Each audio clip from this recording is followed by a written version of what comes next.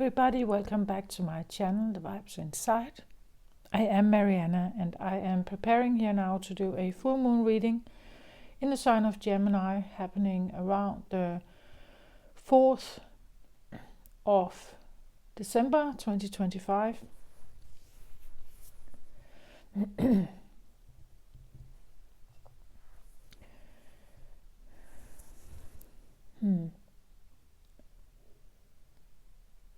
So, this is the last full moon in the year of 2025.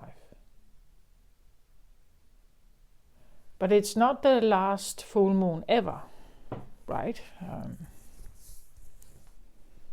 Okay, I just go along with what I get, right? I'm not quite sure yet why I'm saying this. I have a feeling that there is some kind of progress, right? That there's some kind of progress going on in the twin area, but maybe we're not quite there yet.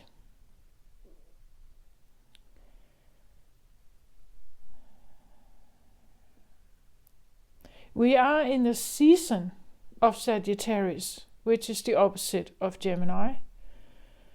And well, I have looked into the Gemini frequency or vibration for a very long time. My Venus is in Gemini, and it has been affecting my romantic life and the partners that I somehow got in touch with. And I have been really studying a Gemini energy for as I said, a long time, because I wanted to figure out why I somehow always ended up feeling estranged in the relationships. So for me, Gemini can be, as we know with identical twins, you can have twins that look alike but can be different inside. One is typically a bit of a leader and the other a bit of a follower, or so it just becomes, or so it just evolves during childhood and so on. One seems maybe a little more favored than the other, or one of them gets in trouble and therefore they are considered maybe less reliable or less good or whatever. With Gemini energy, there's always an element of good and bad or opposition. I took out the yellow today, and this still puzzles me because yellow is like the sun, and I'm reading a moon energy, right? I'm reading full moon energy. Yellow is solar plexus, personal power. It is this in the center almost of the body. And then I have the purple candle and a purple quartz today, representing like opposite colors of the yellow. This can be more of a spiritual personality. This can be more of a fiery personality. So here we believe in something outside of ourselves. We seek guidance outside of ourselves. We trust in God, or we trust in deities. And whereas this is something that follows its own instinct and goes by what is their own drive and what they want, what they desire. So again, we can have these oppositional energies. Again, one is inner driven, one is perhaps outer driven, like what society expects, what culture expects, what religion respects. And there's something about the devotion that here we have a strong devotion to perhaps spiritual realm, spiritual guidance, intuition, the idea of angels and God and or other heavenly deities. Something outside of ourselves is helping, guiding us. And the key word is outside, right? What the outside expects, what the outside prefers. And here we have something where it's the inside that is the driver. So we have, for instance, like personal desires, personal longings, personal, or we could even say more selfish or egotistical drivers that is kind of shaping your way of acting, shaping your way of, you could say, moving forward. Sagittarius is a fire sign.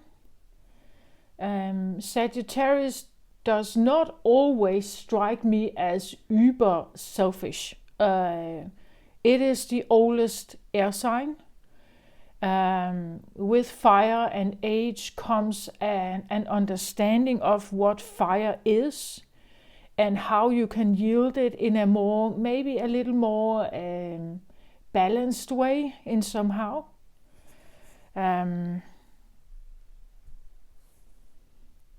Again, we could have Sagittarius likes adventure. In the spiritual realm, we could have someone who prefers, let's say, the adventure is personally driven, right? It has to do with desire. It has to do with dopamine, like a dopamine kick or something new, right? Whereas a spiritual guidance doesn't have to be new. A religion can be old.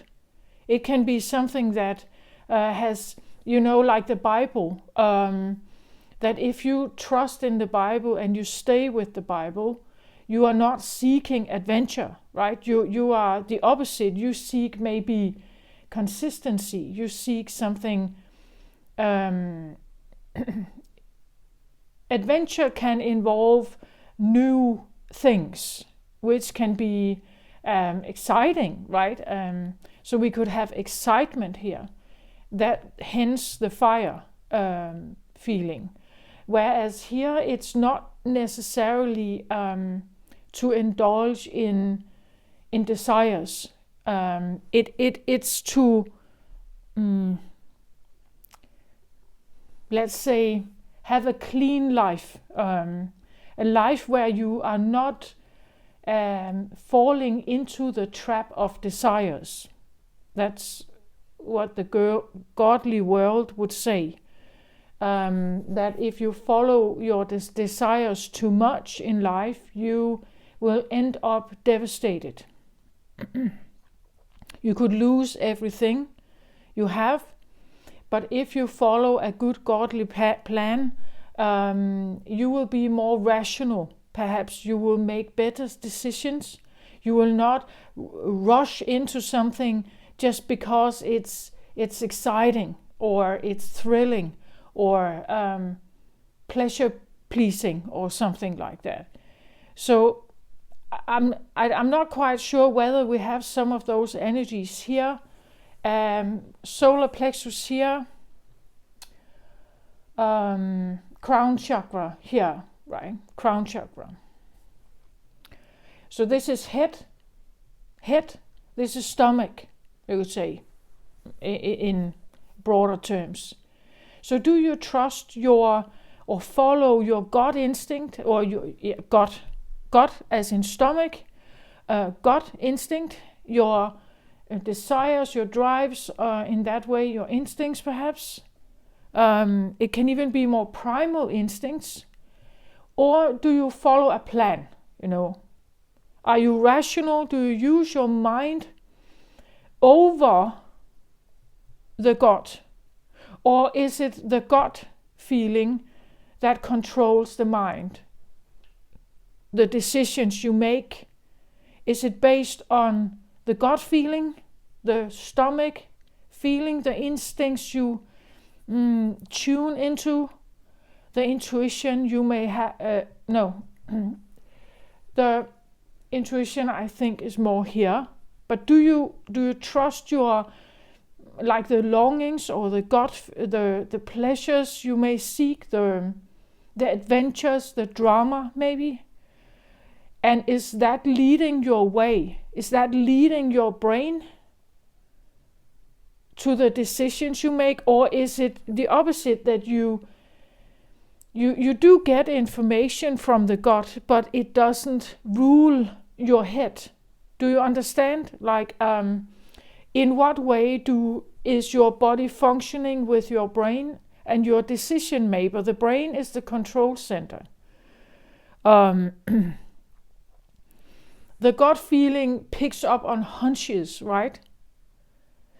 The gut feeling is very old. Like this, it is it's something inherited from the animal kingdom, right? More animalistic part of us. But it picks up on hunches. Something, it's a very old voice. When we listen to it, it's old. Right? It has a long history of survival and adaptation. So it's not something, and it's not very rational. It's instinctual sometimes. So when you listen to it, there can be an instant feeling of food, or excitement or pleasure or danger or something like that. It's reacting to, it's like tentacles, right? That a sensory system, the nervous system that is picking up on things in our environment. We live in a very modern world, so or at least many people do live in a modern world. So there is a sense of civilization around us, certain rules, and our brain knows this, right? We have been trained to be like that. Our mind is you could say programmed in a way to navigate the modern world and civilization rules and to uphold them. If they fall apart, we will have anarchy. And if we have anarchy, this will take over. Like in the animal kingdom. So the rules that we have in civilization, like if we want civilization to persist, we have to uphold these rules. We have to be like that. Otherwise, it falls apart. And it disappears. It could potentially disappear. And we will be back in a more anarchy world with more animalistic and instinctual features as the drivers.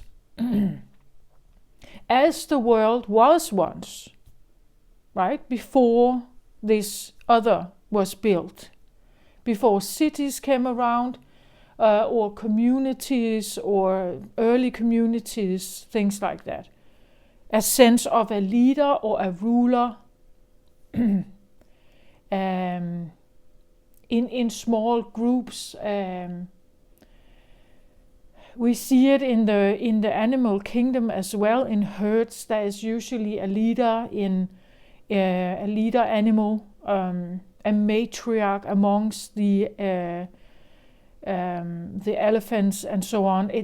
It has come around at some point that it made sense to listen to someone who is old, someone who has been here for a long time, someone who remembers the best places to hunt or where there's water, right? It has come to brain awareness at some point that we need to listen to those who have been around for a long time. And this one, like the gut feeling, has been around for a long time. The problem with the gut feeling is, or with fire is that it's quick. And sometimes it moves quickly and doesn't rationalize whether it's a good decision or not. Like maybe you want this food, but you could fall in over the cliff to get it, right? You want this, but there could be something, we need to make a good plan then to get there, right? So fire it's a personal driver, and it can be very persistent. Like it can get you somewhere. Like if you really have fire in your gut, solar plexus, strong fire element somewhere, maybe Sagittarius, maybe another fire sign. I'm not quite sure yet why this is here, or whether it just is to explain something. Gemini is ruled by Mercury, and Mercury is a thinking sign. It thinks and observes and is curious, and it's lighthearted, and it's talkative. So I don't necessarily see Gemini as a spiritual sign.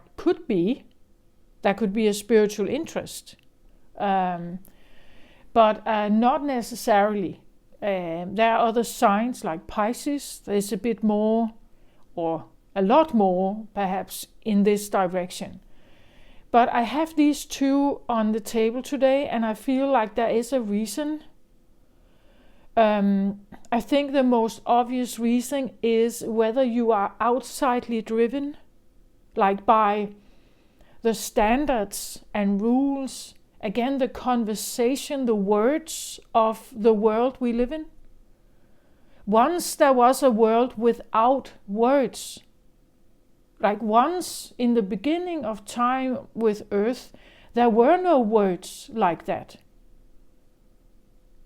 No words that had a common meaning in a group. There was no written language, there were no books. There was no internet, there was no shared information. That came later, right? But in the beginning there was no such thing. So there may have been something else. Maybe it was more silent, more quiet, until, more animal life came around. But in the beginning on Earth, and that is what our gut feeling has to do with, it's a very long evolutionary process. It has a lot of information. Sometimes we are overruling the gut feeling, and we follow a rational mind, even though the gut feeling tells us this is not a good choice. I should turn the other way, I should walk away. But maybe we are curious, maybe we are naive, right? Maybe we don't trust that feeling. And there's something like this going on, I feel like.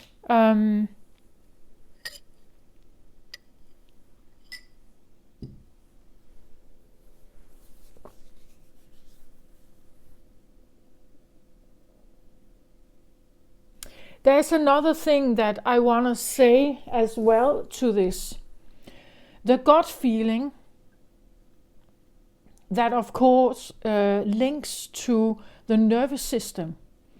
This place, you could say, operates primarily from the now. What's happening now, right now. Whereas the planning in the head space, the crown chakra, intuition can be now, quick like that. But otherwise our brains usually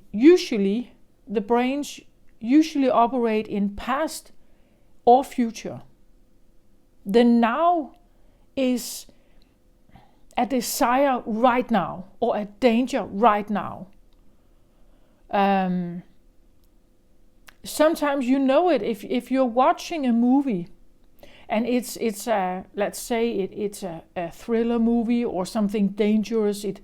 The music and everything is a ghost-like or something. It's meant to be a bit scary, right? Your body actually reacts to it. Like you're watching it. You're sitting in your comfortable living room with your blanket or pillow or something, right? You sit there in your sofa and or in your couch, and you're watching this movie, but the thing that reacts is your body. It's like what you're seeing is being told to your body. Like you are inside that movie and you can feel the creepiness, inside. You can feel the loud noises. You get scared maybe. You crawl up in. That is the now moment. You're like, if your rational brain was scrolling through this movie, you were constantly telling yourself, this is a movie, it's not me, we're not there, it's not real, it's not real, it's not real, it's animated, it's even a production, it's made up to look like this, it has nothing to do with me. That would be the rational mind. I'm not in the movie, right? But your gut feeling doesn't know this. Like your body, if you react to movies like that, it's because the body believes that you are there. You're in the movie where all is scary. You're hunted in there. That's why you crawl up in your couch. It's because it feels like it's happening right now. It's actually real. I'm in danger. That's why you have that physical feeling. That is your gut. That is the personal part of you. The animal part of you. It's in the now. I believe that many animals, they live primarily in now. They don't live in yesterday or 3 years from now. They live what kind of food can I find today? What kind of shelter? Right? They can't make a plan. In that sense, they live primarily from the now. Not to say that they can't carry sorrow or sadness, of course they can. But their instinct is driven around what can I get now, today, right now. Whereas the rational mind or intuition can come in very quickly, and it can be a helper or a choice to follow it or not. Otherwise, the crown chakra can be a planning. It's a control center and a planning, an organizer, and it's meant to help in that way. We use it every day, right? We use it to navigate traffic. We use it to make a plan for the day, to make sure that we feel like we have what we need. We are doing the things we want. And if there's some kind of scarcity in your life, then you're also using your mind to figure out how to minimize, perhaps. Regulate. But that is a big difference also, that the now moment, many people do not live in the now. They live here, like past and future. They live. They are in the mindset of, oh, I'm so sad because I lost my puppy last week, and I'm still, or my grandmother died, and I'm in pain. I am in sorrow, in grief. But it's because of a past experience. It's not here right now. Or they are in a state of, oh, I have 3 meetings tomorrow and I have to pick up dry cleaning. Oh, and there's Oliver's birthday on Sunday, right? So they are in the planning mode ahead in the future, not really in the now. Actually, it takes an effort to be in the now in our modern world, because there's so much in it. Like it consists of so much information, many people, work, or school or whatever. There's a lot going on.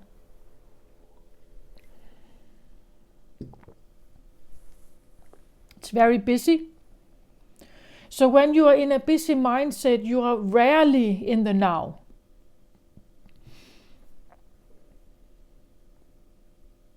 So that there can be an element of this. Maybe you're too much here and very little here.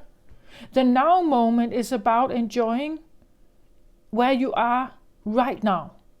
Not thinking about the past, not thinking about the future, not letting these experiences or plans interfere with what you are feeling right now. Just this moment. Is this moment a nice moment? Then you shouldn't allow past grief to interfere in your now. Right? The now should be sacred. It's important for people to have a now once in a while. We are always in some kind of now, but we rarely, at least busy modern people, they rarely think about it. They rarely stop and breathe and maybe just meditate for a minute or two and say, I'm in the now. This is quiet, or this is okay.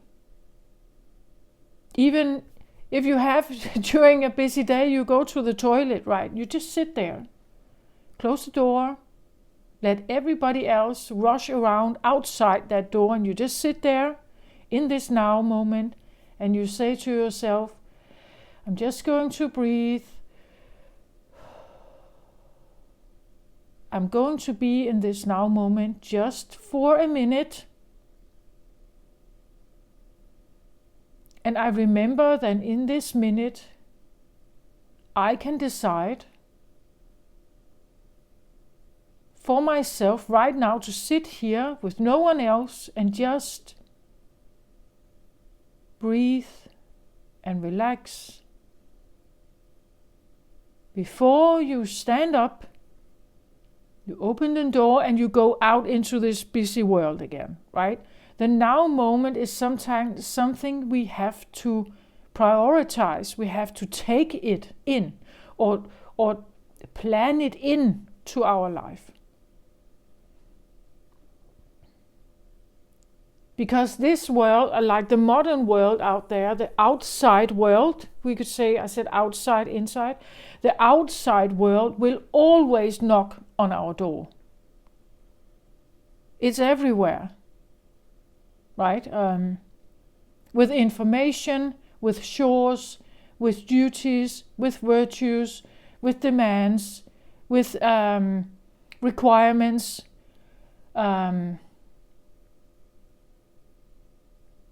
and usually we interact with it, like we interact with school, we interact with other people, we interact with this. We could also say this is a more private space. This is you privately, and this is you publicly, like being with others socially, right? Take it how it resonates, but I feel like there's something about that. I also felt strongly something about a feeling of a new start. That's why I cleansed the space in the beginning. Normally I don't do that on camera.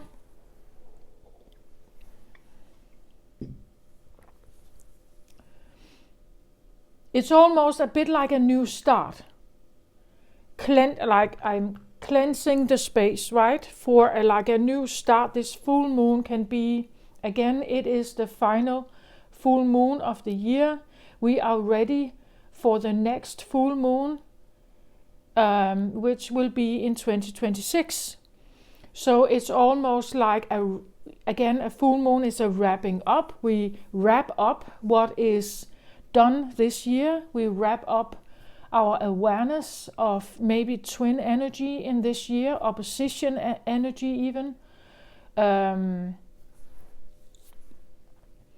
We wrap up how far we have come, or again, full moon energy can be about longer processes in your life. Maybe you decide to be more in the now, which means that you skip more of the planning, right? That you decide, I'm wrapping up this element of being in the planning mode.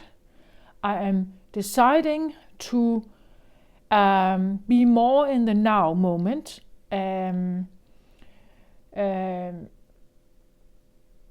Or I decide to be more private with myself, or more intimate with myself and my feelings and what I want, and trying to let everything else, the public life out there, do its thing, but I'm trying to maybe figure out what I want. By becoming more intimate with myself, getting to know myself more, getting to know the now moments. What do I want to have in those moments? What do I want should be the driver? Fire, right? What should be the driver in the now moment, for instance?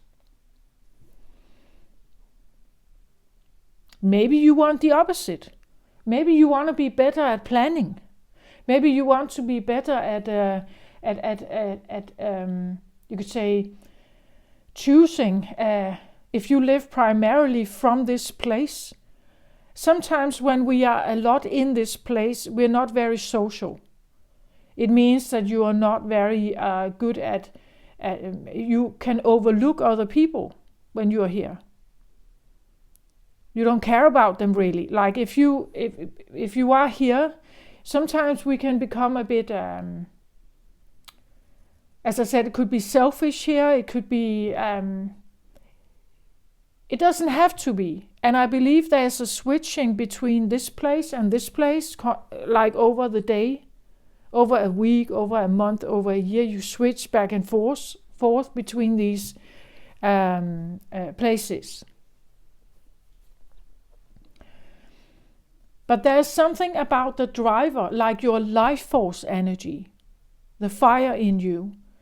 How do you use your fire, right? And where and with whom, or for yourself, or not yourself, or whatever. But there could be a time of maybe deciding. Full moon is usually about an ending, wrapping up something. So maybe it's a wrapping up of the year. Maybe it's a wrapping up of some kind of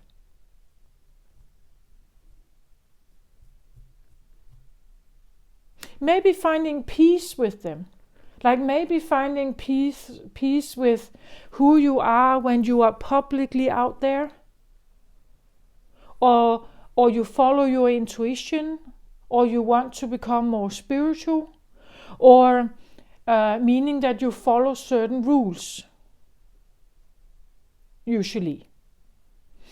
Or you decide that I want to find peace with both the things that I do for spirituality, but also, let's say this is religion. In religion, you can have a Bible or a holy book, and in that book there are rules to follow. So I find peace with what I'm doing according to this. And I find peace also with the part of me that is not this, but is this, whatever that is. And I'm finding peace with both, maybe, in you, or I'm finding peace with my person who is more the other. Usually we are attracted to opposites, right? So if I'm this, they are maybe more this. Or if I'm this, they are maybe more this. And maybe I need to find peace with that. We get attracted to the opposite because we find that that part of us is lacking inside us. So when someone exhibits it, we get drawn to them because we want a sense of wholeness, in the sense that if we say twin energy, it would be that we combine these, like we combine them, right? Then we are whole. We could even have the sense of twin flame energy in the midst. Twin flame energy originally talks about an idea that the human consisted of almost, you could say, two humans combined. A creature with 4 legs and 4 arms and 2 heads together, like Siamese twins. So you had yin and yang together, not separated, man or woman or whatever you want to call it, water, fire. It was together. And for some reason, these energies were split, and those who believe in the twin flame journey, they are looking for this other in this life. Sometimes they can hear them, they feel like there is someone else, right? That they, and if they get to meet that person, like that experience is so dramatic and so life-changing that it kind of overrules everything else in their life. It disturbs or changes or erupts everything else. Even if they are in a marriage, they could split from that marriage because of that experience. I don't know if that is true. I'm just saying that some have this feeling. So if that is true, that there is this feeling that we want to unite with our other, the other, so that there is one part of us and there is another part of us. Like if we had, well, I don't have another candle right now, but then we would have 2 candles, merging them to one, right? And therefore you would have both vibrations present at the same time, mixing with each other. And that's why I said that this idea that we jump back and forth, sometimes we are a little more this and a little more that, at other times that we are a mix, right? That we are a mix of both old instincts that are in the body, and we are also an instinct of the modern world training or programming that we have and civilization. So wildlife orientation, survival and danger orientation, amygdala in the brain, right? And here we have modern thinking, civilization. Civilization is meant to make things a little more controlled and overlooked and maybe safer in a sense. I'm not quite sure how well that's working out if we look around the world, but I think it was one of the primal or prime features in organization or in the idea of a city or community. Community is about helping each other out, that it's more difficult alone, that if we can help each other out, we can build more, right? We share our brains, we share our brain capacities, our knowledge with each other, and together we can build the most, like, let's say, machines in the world, right? That we can build the most, like, alone is difficult, but together we can help each other out. That we can see immensely in the world, like we have the human mind and cooperation is astonishing what we have been able to develop.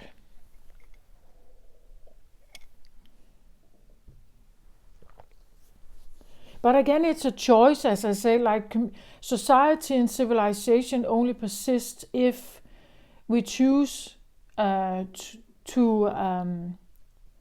go along with it. Otherwise, it will slowly, maybe, but surely fall apart.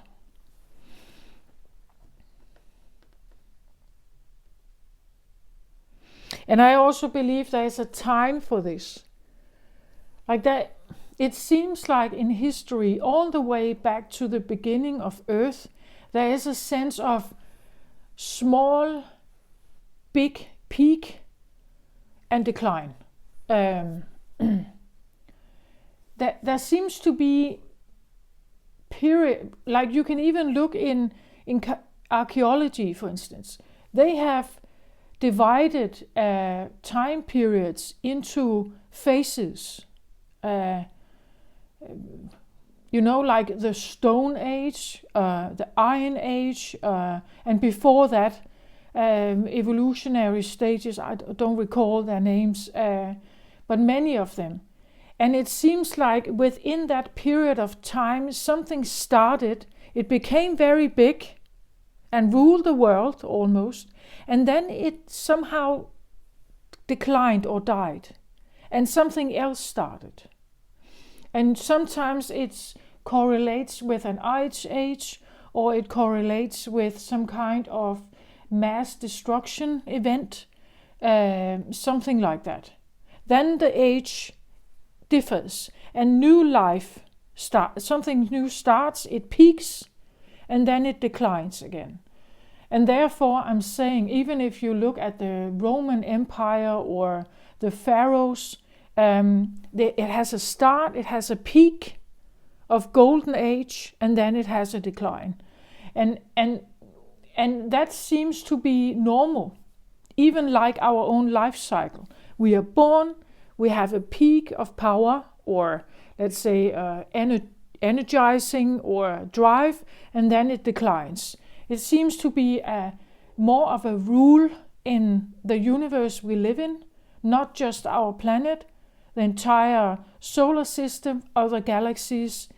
It seems to be a rule that there is a peak of something that grows bigger and bigger and bigger and bigger.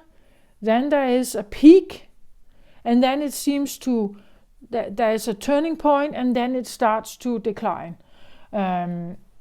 So I'm just saying that it seems like there is something like that in the world that is also affecting, of course, your driver.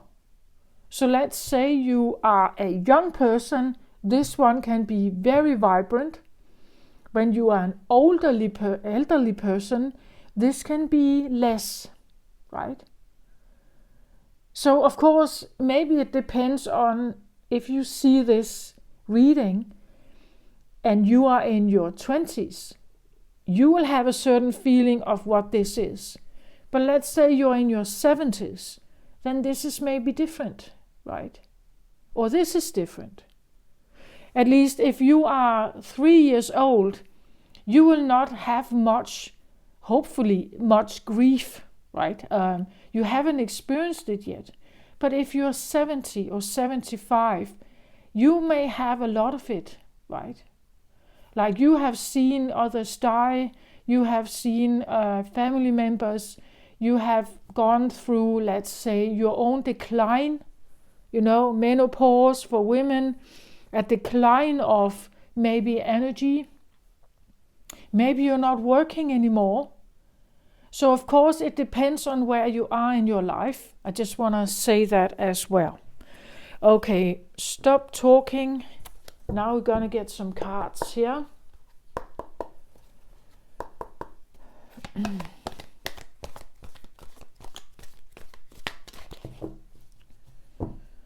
So when I think about Gemini energy, I usually picture like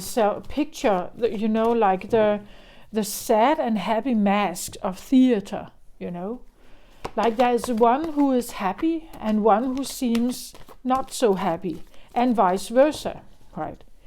And I think that is a part of Gemini energy. Then there is a pro and con. I think Geminis can also be, they can contradict their own thinking. On one hand this, and on the other hand that. There's always one and the other. There's always, I think I want to buy this car, but on the other hand, my old car is still good and affordable, and so there's this, I want this, but then not that. Like I want to move forward, but then maybe not now. I want to do this now, but then no, I'm not quite sure. Or maybe I should give it a little more thought, or maybe I should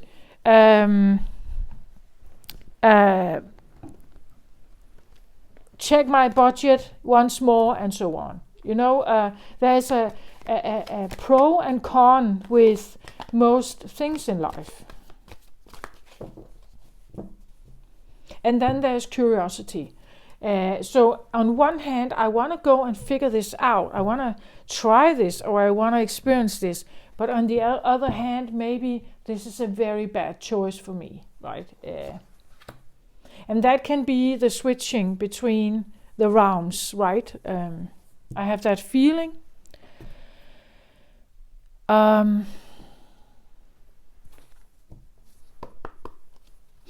So when that again, Gemini for me can also be what I said something about, like the good twin and the bad twin. So if you have a good twin, well, the good twin, I believe it depends on the environment. But let's say that the environment is school, education, modern world, civilization. Then the good twin would be someone who fits in there. And the bad twin would be someone who, let's say they are handicapped, let's say they have a very irrational temper, they are rebellious, they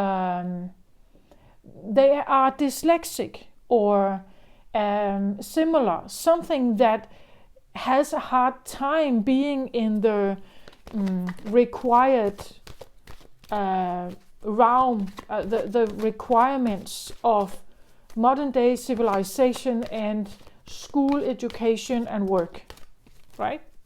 That feeling.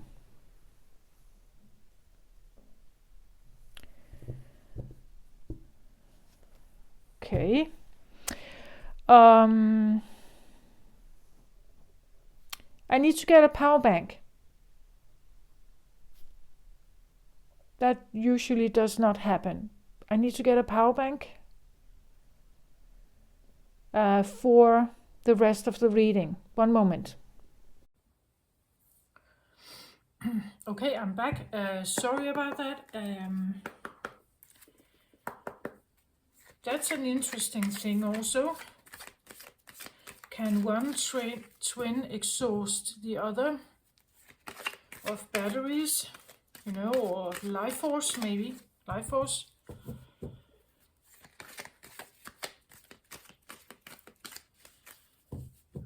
I know there is a syndrome that is called the vanishing twin syndrome. Some people are experiencing this, maybe without quite knowing. Potentially, it has at least been documented that if a woman is carrying twins, but at a very early age, one of the twins are dying or stop developing and die in the womb, the other twin can potentially absorb some of the other twin, as well as the mother body will absorb the remains of the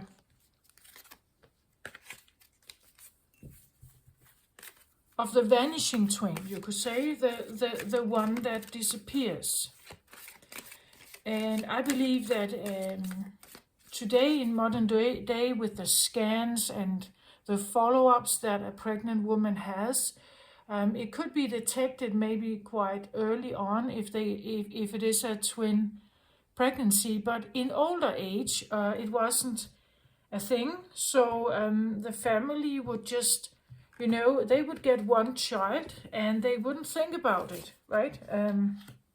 They wouldn't think about that would just be the case. They would have one child. But then the child could grow up and have this strong instinctual feeling of that something is lost, that something is gone, something is lost, and they miss them, or they have like this strong inner sense of feeling. That could be a sense of a gut feeling, right? That something is missing. You can look it up. I believe it's called vanishing twin syndrome. But what it does is that a modern human grows up, but instinctually they feel that something is off, right? That they miss someone, that someone is gone, someone important, and they don't know who they are. They don't even know how they look. They have no idea. And they have all the symptoms, like they are grieving, their heart is broken, they feel sad, they feel, they have all of those symptoms, and they have thought patterns that are connected with what the gut is telling them or what the body is telling them, right? It's like some kind of memory that they can't seem to shake. Again, I have looked, I have read a lot about twin energy.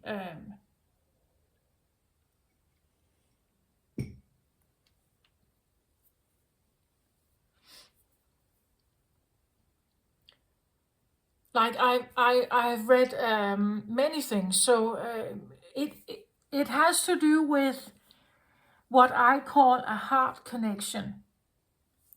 The twin energy for me is a sharing energy. It's an energy where you there's always a back and forth. Like I send something out, this other sends something back. There is an exchange, a communication, right? That is always present with twin energy. Even the twins that do not like each other and they have grown apart and so on, I believe the body, there is some kind of sensing. There has been made studies, right, even with twins that have been separated at birth, and they have grown up in totally different environments. But and to see, I don't know if that has been some kind of test or an experience, but the idea of, do they actually, can they feel each other? How do they respond to the environment that they grow up in? How resilient do they get, and how do they function if they are apart, right? There has been made films about this. There has even been documentary about twins who have found each other later in life and has discovered that they had been separated at birth. There has even been experience with triplets also. Well, the point is that I believe that twin energy is a sharing energy. It has this a sense of almost like waves back and forth, right, between one and the other. And when someone is lost, like if one twin is not there, or is not present, or is not actively sharing with you in some way, there is a loss feeling. There's a feeling of, let's say that you do have a physical twin, and you have been together all your life, but that twin experiences a trauma. Let's say they are in a car accident, they cannot remember, right? They don't remember much. Then there is a disruption in the sharing, right? There is a disruption in the exchange between the twins. And for the one who is left behind, the one who was not in the accident, they feel a loss. They feel some kind of, even if the twin is there, even if the twin recognizes them, it's like there is that something has been shattered of some kind.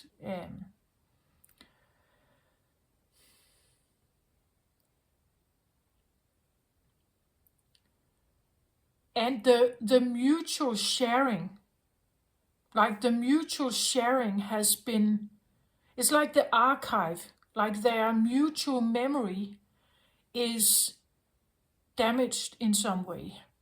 So the sharing, when they share something, it's not, they don't share from the same pool of memory, if you understand, right? If you get what I mean, the same pool of memory, the same pool of feelings, the same pool of acknowledgement. It's like there has been an intervention or disruption. So the sharing is maybe limited, or the sharing is not there simply. The exchange of somehow is not there. So please take it how it resonates. You could have a twin where you feel like every time I'm in the same room with them, they drain my energy, right? I feel exhausted when I leave them.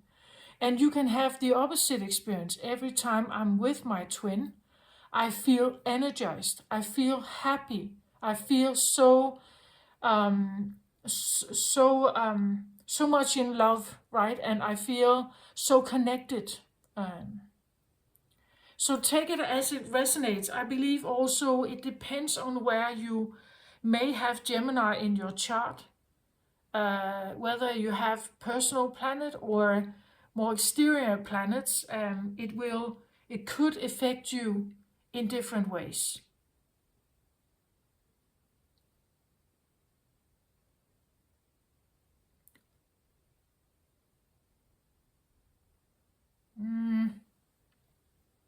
I've learned also from, and again, just take it how it resonates for you, right? Because everything I talk about here are words.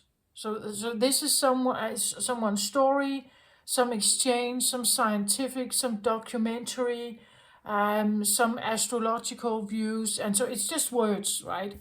So take it how it resonates, but words are all we have, right, to communicate. So it depends on whether you feel like it resonates. And when I say resonate, it's not only in your mind, it's also in your gut, in your feeling. Does it feel right? I've read somewhere that at least some Gemini energy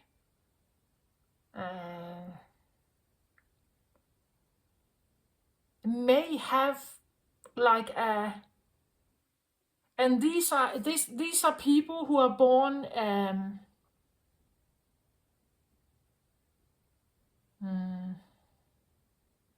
at the end of May, something around from the 25th to the 31st of May. Again, I'm just referring to a source I found online with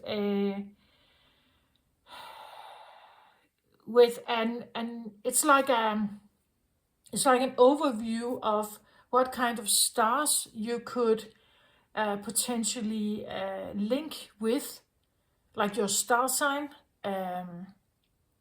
In astrology, if you were born at a certain point during the year, a certain set of like 5, 6, 7 days, you usually refer to or could be influenced by certain stars in the star system out there.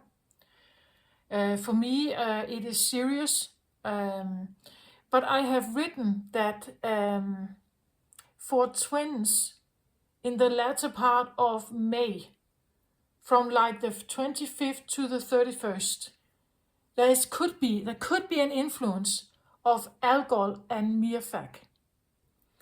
And Algol can be a very harsh and violent energy, and Mirfak can have a sense of hero influence.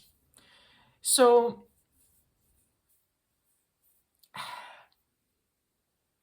you could almost hear it, right? That the hero is trying to do good in life, and Algol is it's even called a demon star. I don't know if that's true, but if you have experienced very harsh time, violence, aggression, things like that in your life, when you are trying to progress forward and find your footing, and if you are born within that specific time frame,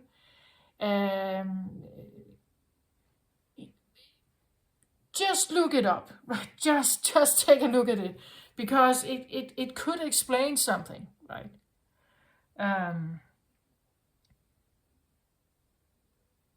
And this will, of course, not be for all Geminis, but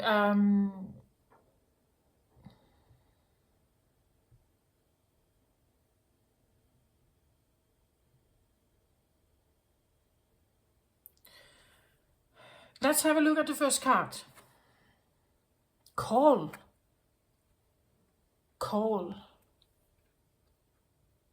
Like, that's rather specific, isn't it?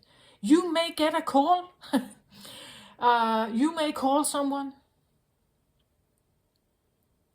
You could have a calling towards something. Maybe an angel is calling you. You feel a divine spiritual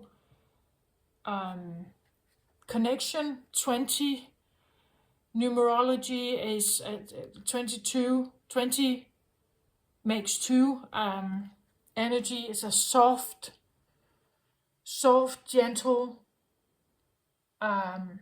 maybe quiet call.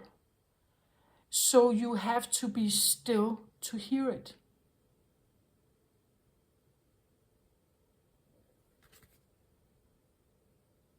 The call to do something, the call to stay away, the call to move, a call from someone. A calling can also be like a life mission. Maybe you get a call from your twin, or you get a call from someone.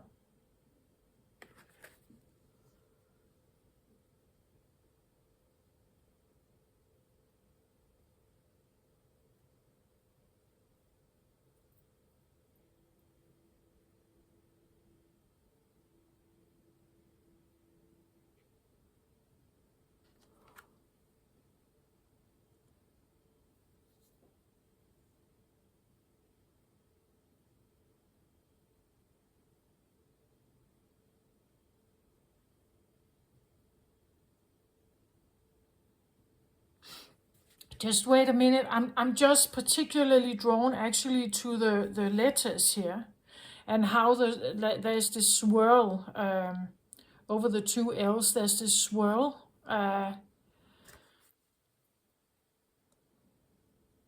Making it almost look like it says CATL. or C-A-T-T. I don't know if that cattle, C-A-T-L, maybe it's a business, you know, some kind of business name. Maybe it's an abbreviation for a nickname for someone. Kate.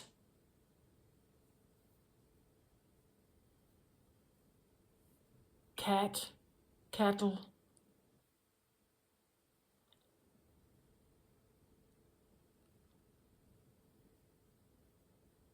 The swirl that I'm drawn to, it's the particular swirl, just there, like the swirl.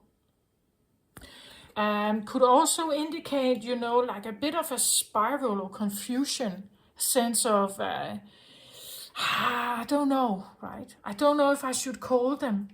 I don't know if I should call someone. Can I get one more card on this one, please? Okay, I feel like I should take this one. This is a strange deck for... maybe not. Again, it could be a divine call. A sense that someone from another side, a spiritual realm, could be calling you. Again, as I said, twin energy can be the feeling that you are in contact with someone, right? That there's an exchange. I don't think that twin energy necessarily is with another human.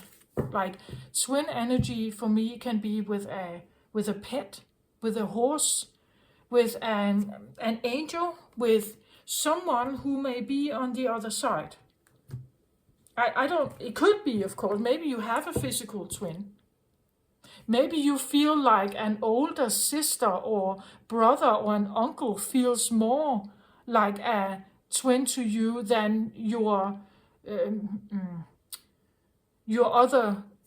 otherwise normally recognized siblings. You know, so just take it as it resonates. I don't think twin energy is something felt. Like it's something extremely deep and profoundly. It touches you in like a very authentic and deep way. So just take that how it resonates, right? So I clarify here for the call. Rita of Cassia, the patroness of impossible causes. Wow.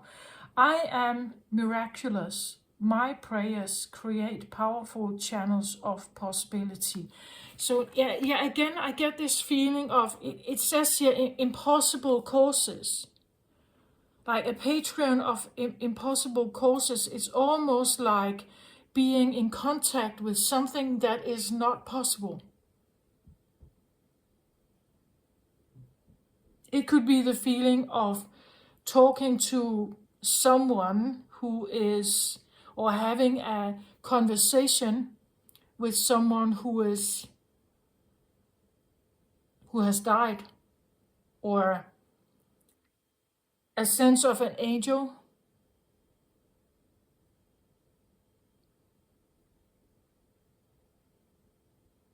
It could be the feeling that you have a call, or the sense of a call from someone who that something is happening that is not normal, right? Or it's that you get a call from someone, or you get a letter or an email or something, and normally this would not happen.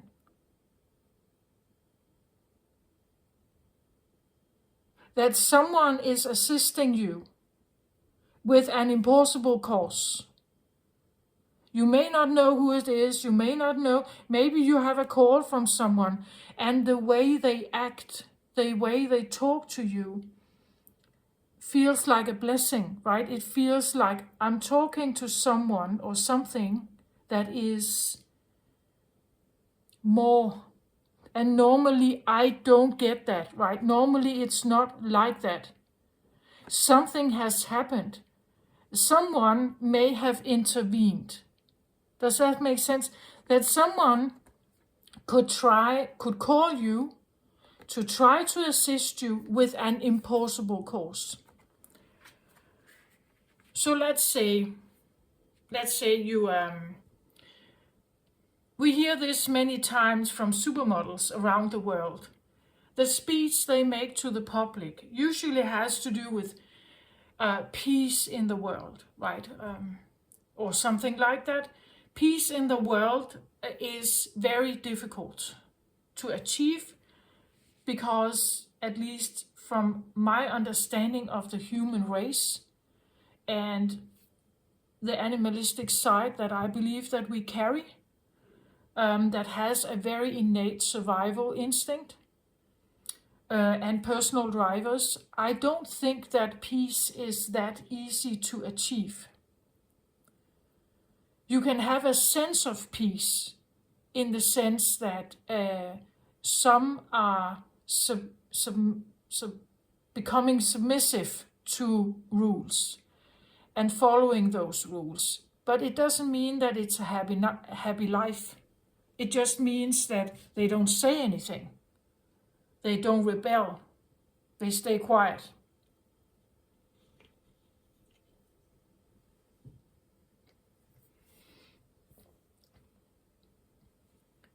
So here in this case, I feel like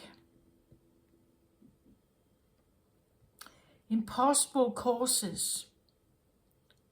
How can you make a devotee of religion or of spirituality being connected with someone who is only acting out of, again, how do you connect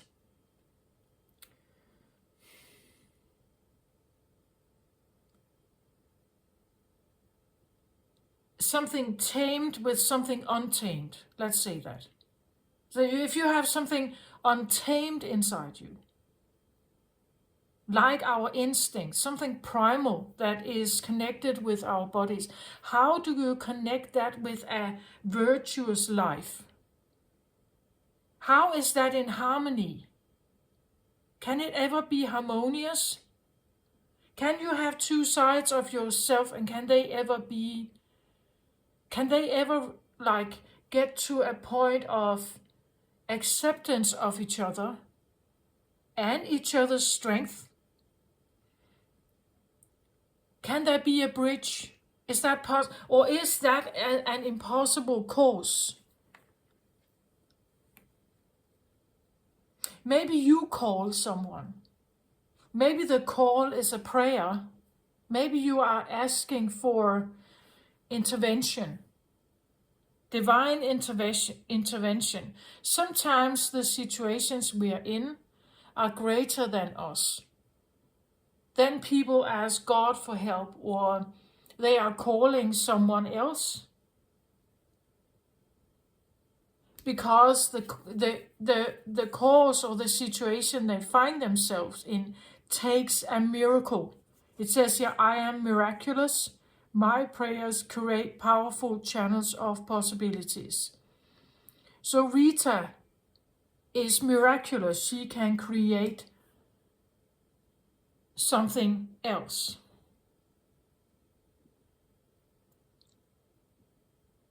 When someone heals in the hospital of a cancer illness, we would say that it's a miracle sometimes, right? Especially if they have been diagnosed with a terminal illness. If someone recovers, we would say that is a miracle.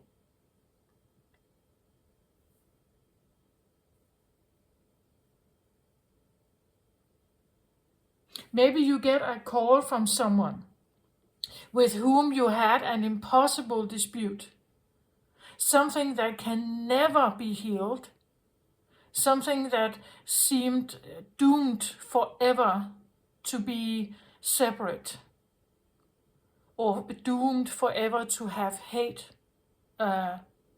involved in the relationship. Maybe there is something here that you want to end, right? Maybe you want a discussion,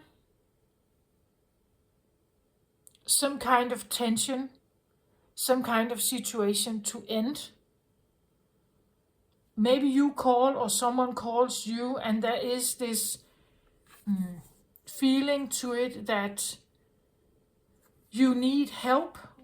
Again, this can be a prayer. Maybe you pray that that there's a situation in your life that you would wish to be different, or that there would be a sense of access or a sense of connection or healing or something where the connection can flow again. But maybe this connection has seemed broken because of some kind of maybe accident or something where it is impossible. It's not doable, right? You can't have that connection. You can't talk to that person, or again, as I said, it doesn't have to be a person. It could be an animal. It could be a pet you lost as a child. It was your best friend, right? It could be a grandparent who eventually, of course, died because they were so much older than you.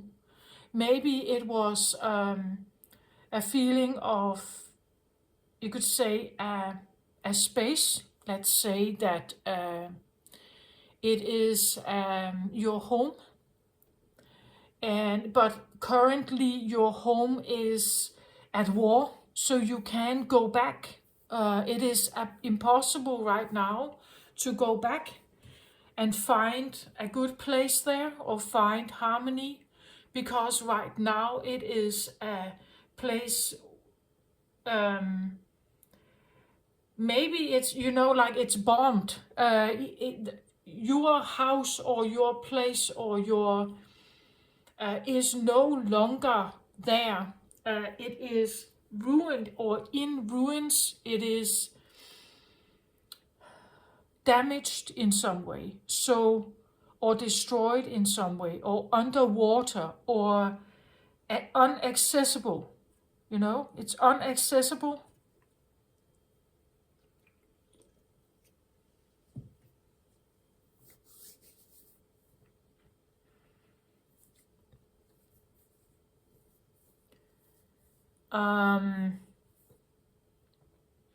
It could even be a time. And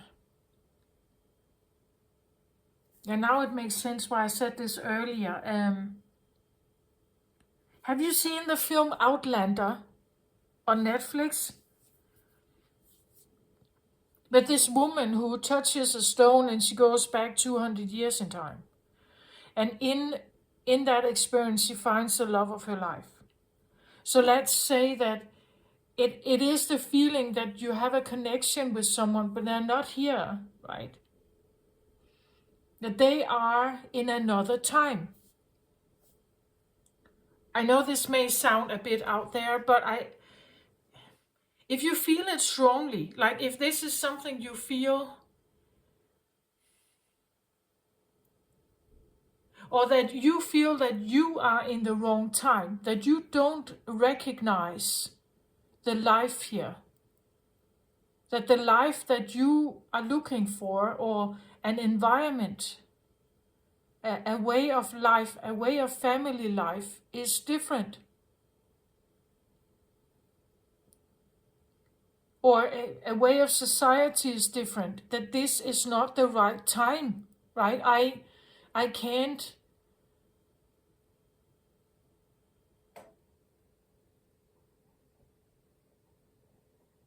seem to find my way here. Does that make sense?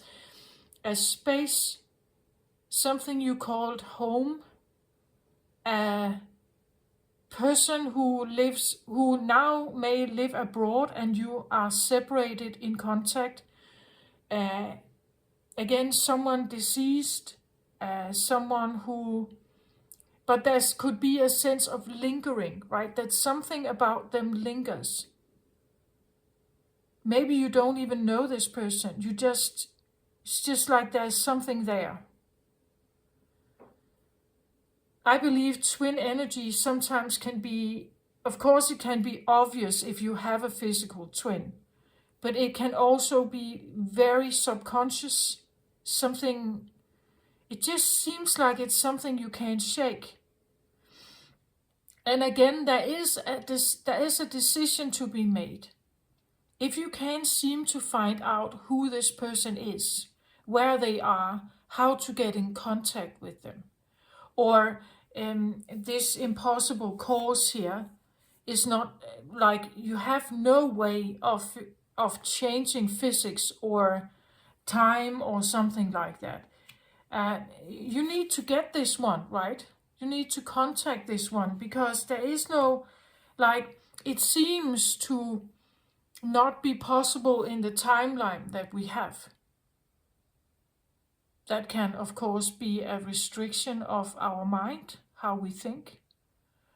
And what we find is available for us, like time travel or something we don't have, or waking or getting back those who are deceased.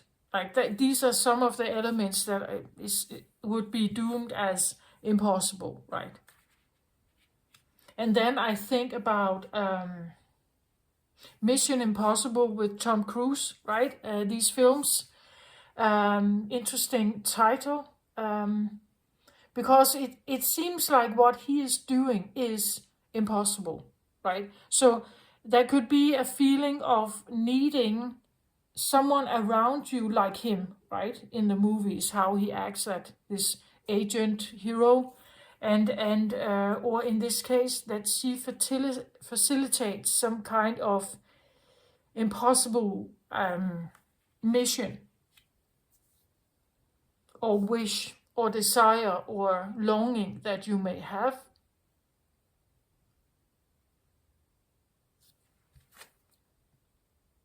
The World. The World card is the last card in tarot. It signifies an ending of the world.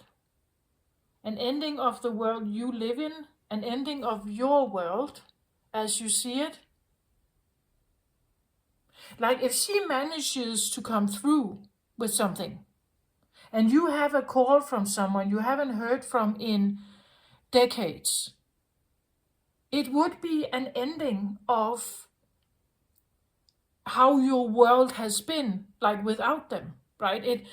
So that would be an ending to the world how you see it, or as we see it here, that there is a world with light on it and a dark one. Again, opposites, right? Sunlight, moon, or darkness. This again tells me something about an observer who stands here and watches the earth and can see the two sides of it, the dualistic part of our existence. The World card can talk about an end of a peaceful time, an end of a terrible, troubling time. The World can be, as I talked about, the full moon is a wrapping up of this year, that whatever energies has been working this year is being wrapped up right now. The end of some kind of world view, perhaps. Or, as we see it here, that he's standing somewhere else, outside the earth. So if you are here somehow, and they are here, there could be a sense that he is watching now. Like he's looking, right? There could be a feeling that I don't want to be separate from someone. I want this to end, right? I want this separation or this distance. There's a distance between him and the earth. There's a distance here. a cold distance maybe, you know, like a cold shoulder, something. I want this to end. I don't want the situation to be like this. I want it to be and black and white thinking and so on. I want us to like be able to accept maybe the sides of us that we don't like, but it takes. I'm not the only one. Like you need to do that as well. You know, you need to be as embracing to this proposal as me. I can't do it alone, you could say.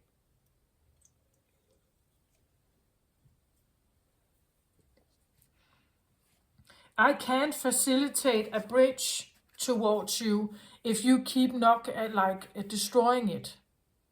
Okay? Something like that.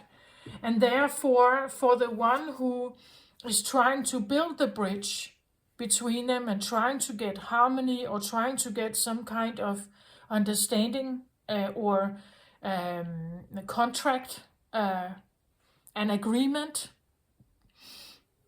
and every time you try to build one, the other one tears it down.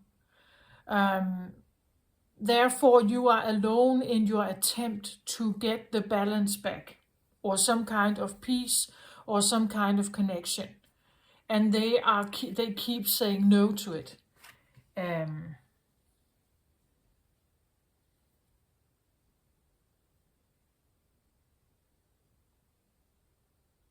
And therefore, it may feel like an impossible cause.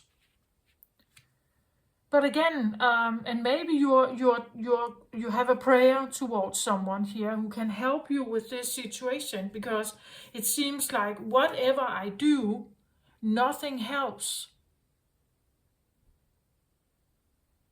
The point is sometimes to understand that there could be a reason why this other doesn't want like the bridge. For instance, sometimes there can be a feeling in a marriage that I want peace. The woman says, I want peace and harmony with you. I want us to be in love. I want us to feel connected. I want you to invest in me. I want you to invest in the home and be with me and the children and everything. It's not that he may not want that, but to be a performer in the workplace, to maybe sometimes even make harsh decisions, he cannot be connected with the home life at the same time and feel everything that is going on there. To be an efficient worker, or even a soldier, or someone who defends the boundaries, or defends the home against intruders, he has to be able to act from his, I wouldn't say act alone, but act as rational or irrational as he feels fit. He can't sit and hold someone's hand and at the same time fight the boundaries. Sometimes we need to accept that there is a wish for something. But if you truly got it, if you truly got that, it meant that both of you were sitting in eternal romance, but nobody would be watching the boundaries. Nobody would look if there were enemies coming. Nobody would be able to fight them off, because both of you were sitting, staring in each other's eyes, holding each other's hand. There would be no awareness about the surrounding world. That is part of some of the trauma, if you could say, that humanity has, that that part of us would want the connection, but then there is no outside awareness.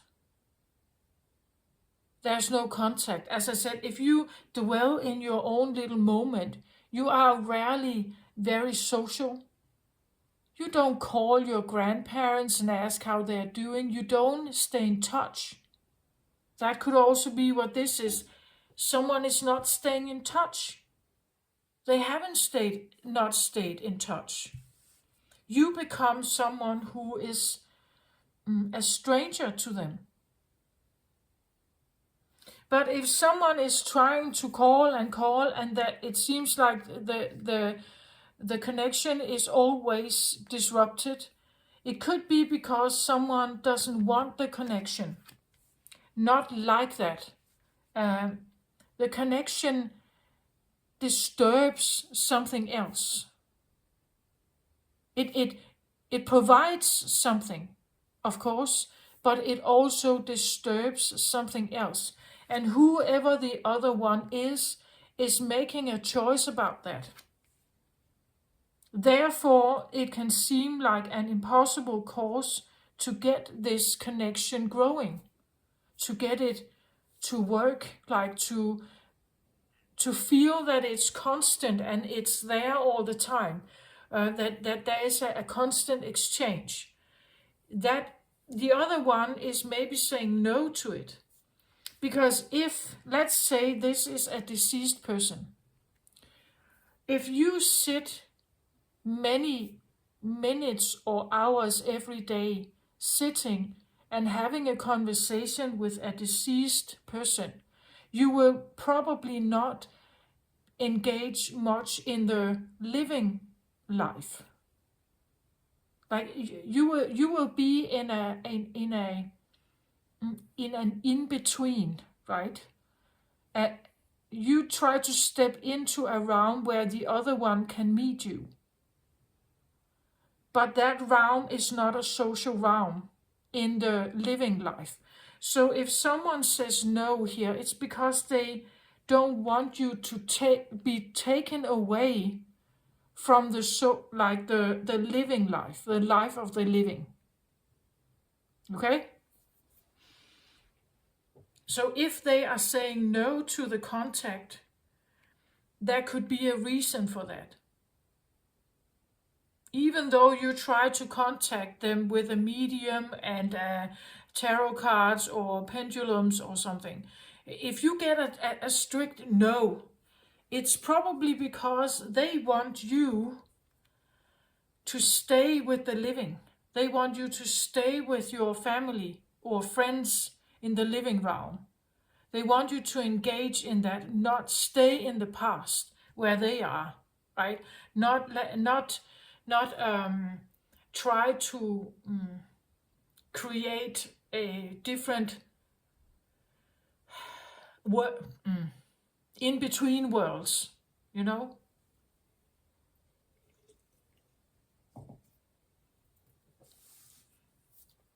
Losses are past experiences. And past experiences is not the now, it's the then. So if you live primarily in the then, like in a then timeline, you're not in the current now. And therefore you can't embrace the current now. You are in the then and stuck there. And I feel this energy, the full moon, can be a sense of wrapping this up. Again, I did the cleansing, right? The cleansing, meaning that it's time for stopping, you could say. Stopping perhaps this movement back to the then experience. That it's time to maybe wrap it up, to end that cycle. It's the last card. After this card, we get the first card.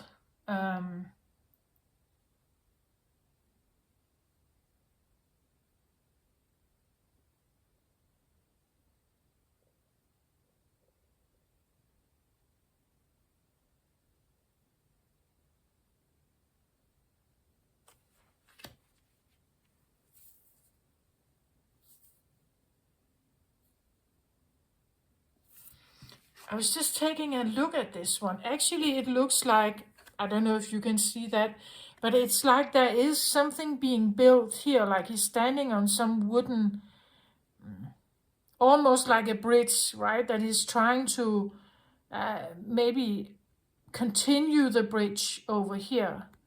But maybe he has stopped because he sees the duality. And if this is someone who is not into duality thinking, vibration, he cannot go any further. Let's say this one is united.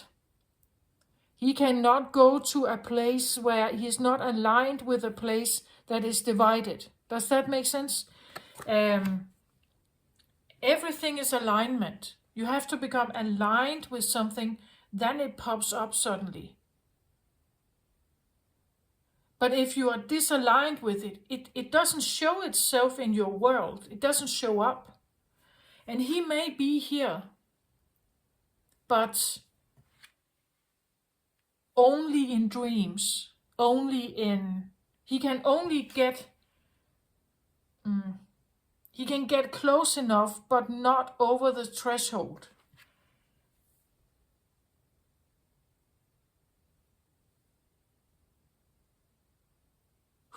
What is this card about, please?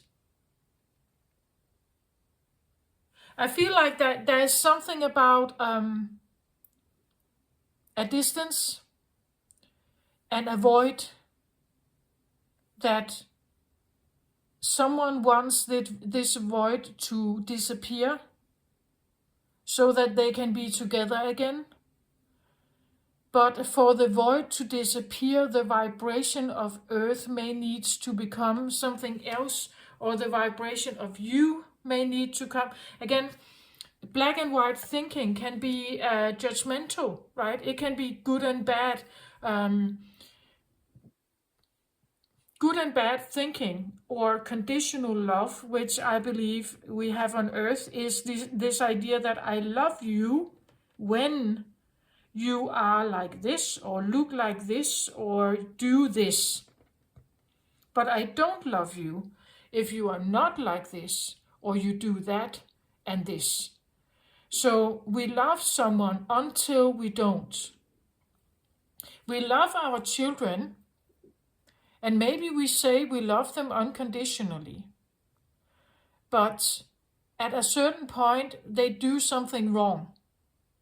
They tip something over. They spill a glass of milk. They steal a bit of money or cookies, right? They disobey our wishes or our and maybe they disappoint us. And when they become older and they become adults, they make decisions. Maybe they make decisions that you can't influence. And maybe it makes you angry, but they're doing it anyway. Do you still love them? Yeah, maybe you do, but it becomes a bit harder, perhaps. Right? The idea of unconditional love becomes harder. It's more difficult if they seem to hurt you, or it seems like they're doing something on purpose. They're testing the love, you could say. When someone is not building further, I think it's because they can't get themselves involved in something that may be dualistic, right? They can only get so far. So maybe you find that you have a call in your dreams. You find that it's intuition. We have it here, intuition. Maybe you find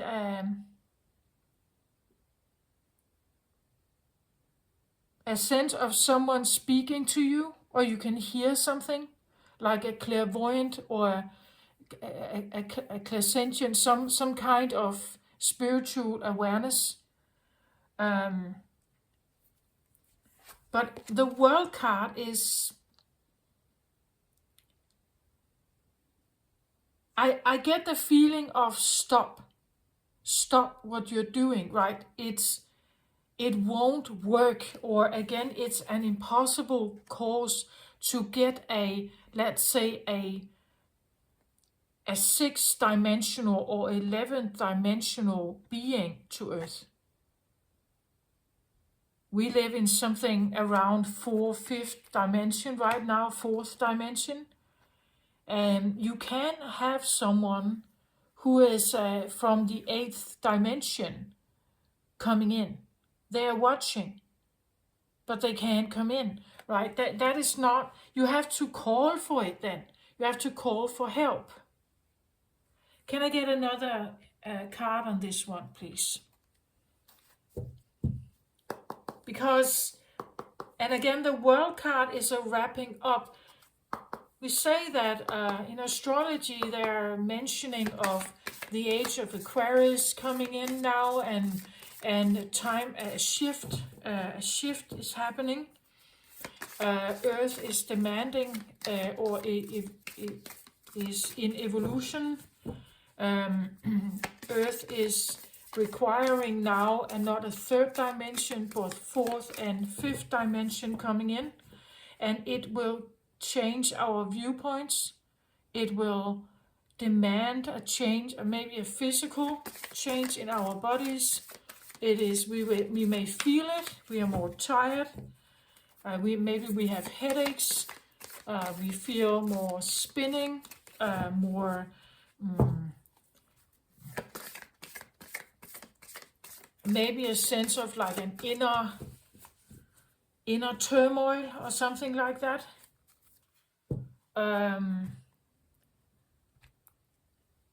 Again, it's words. Take it how it resonates. If you feel like it's true for you, then maybe it is.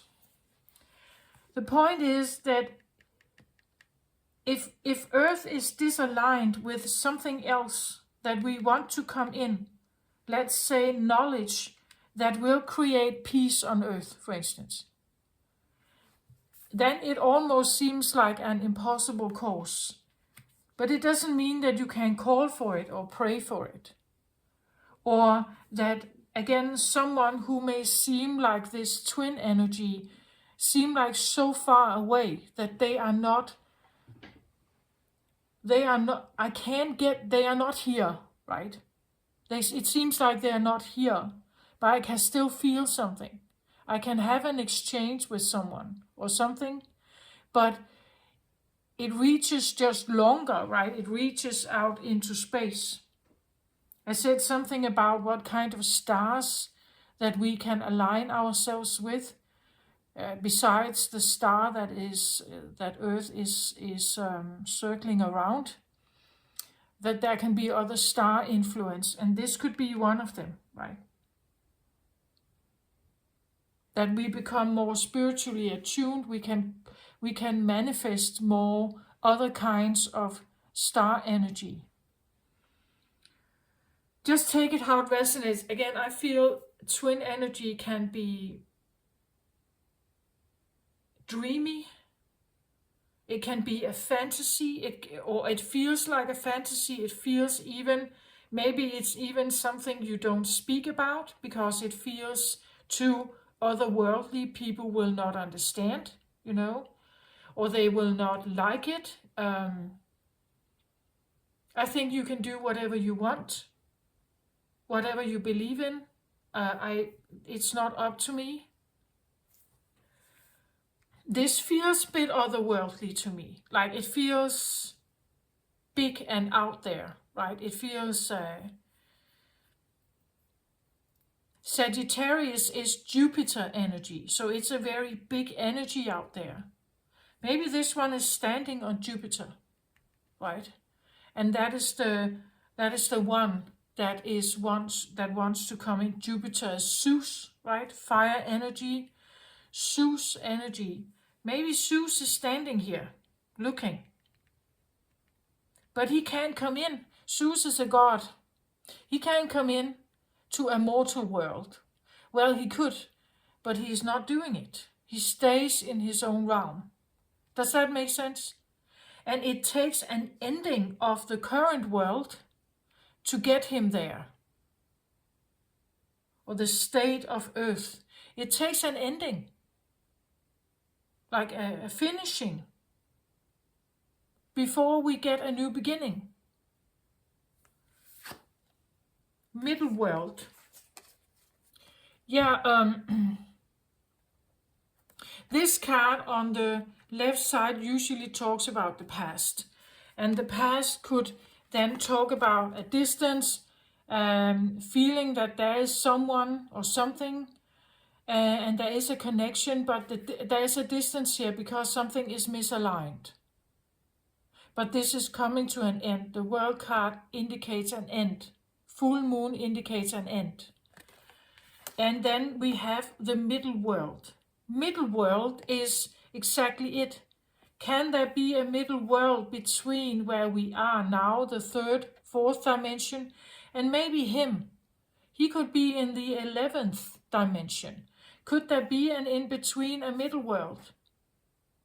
Can there be a bridge where, if the bridge was to be continued, he's standing on one here, or it feels to me like that. It looks like wood here, and wood that is being built here towards, he's trying to come, I think, like to come back here or something, or trying to connect, but he can't. He has gotten to a milestone where he can't move forward unless this changes.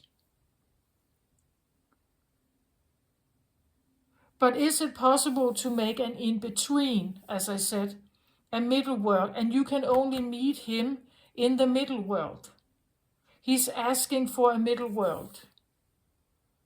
The current state of Earth and humanity is not there yet. You need to align yourself with a middle world. You see, like a bubble where connection is possible.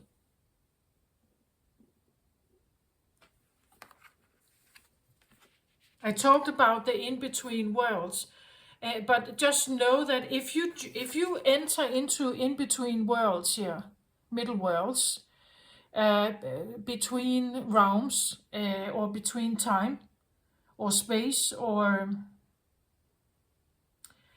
just know that when you are there, you are not with the living, or you're not with those who are in what we call reality of the world. If you sit in the graveyard and you talk to deceased loved ones for hours, when you do that, you are in a kind of middle world, especially if you feel like they're answering you. When you,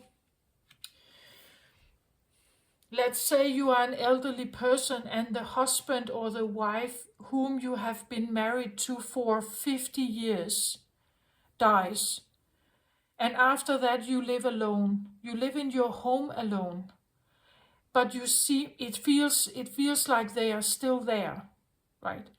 And it feels like they are still talking to you. Then it's like you're in a middle world. But that middle world does not include other normally living beings, or it includes you and this other. And the middle world is a way, or as I said, in dreams, maybe you feel a hinge of information coming in your mind space. You don't know where it's coming from. You hear something. But if you are in this middle world a lot, you are not outside it. If you go in here a lot, if you sit in a meditative state, if you go into this space and you sit with your tarot cards all the time, you join a world that is not quite the other, like the outside the bubble. It becomes your private now, and you can be there, but when you are there, you are not at the same time outside it, So there could be something about Maybe you have tried to join a middle world more in the past. Like you have been there to, I don't know, talk to them or get to know them or get contact again with them. But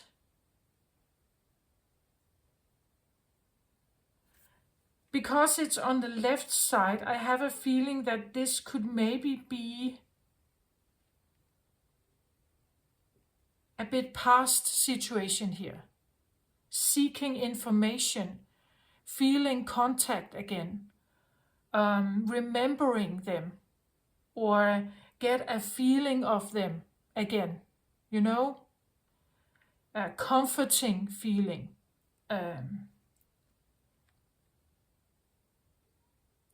Which is kind of an impossible cause. To be in touch with someone who is no longer here. Or to get them, like to get them back, that is maybe not possible, right? Normally not possible. So let's have a look here. Purification, fire. Here, now I have the fire here. It says here, bare essentials. It says the naked truth and wholeness. Now I understand why the fire is here. It seems like there could be a feeling of purification, needing to, again, she is naked. I said cleansing. I did the cleansing, right? That we need to be utterly true if we are seeking wholeness. We need to be like stripped down to raw essential intimacy with ourselves, maybe with nature. She is in nature here. Maybe with our desires, our longings, our feelings, with what the body tells us, what the mind tells us. We have to become aligned with both. We can't only, as I said, sometimes we have to embrace the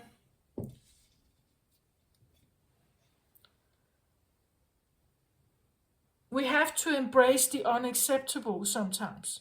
Wholeness may mean that if this is someone who is not in the current world, or what we should call it, this timeline, we have to accept where they are. We have to accept that there is a reason why they are not here, that there is a cause, and maybe it's an impossible cause. We may need to accept that the way we can be with them is in the middle world and nowhere else. And it's all right, right? That is the way. That is for now, because the world is in the state that it's in, the third, fourth dimension, maybe sometimes fifth. It fluctuates. It's in an evolutionary state where the middle world is trying to be built, but it's not done yet. Let's get one more card on the purification.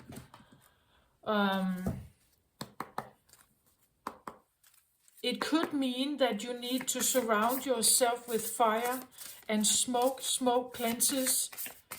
Fire can sometimes be incense coming from wood, perhaps, which is cleansing also. Fire is a way of, you could say, burning away the things that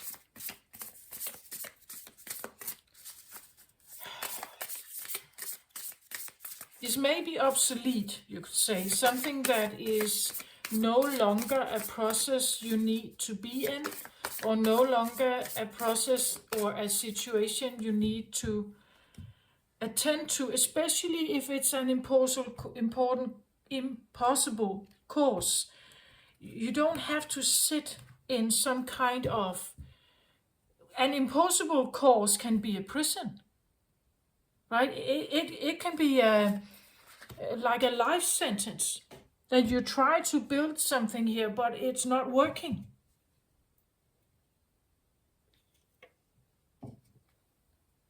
Again, because for something to find harmony, it takes an effort on both sides. You can't build harmony if only one is doing the work for it. If only one is purifying, if only one is cleansing, if only one is becoming,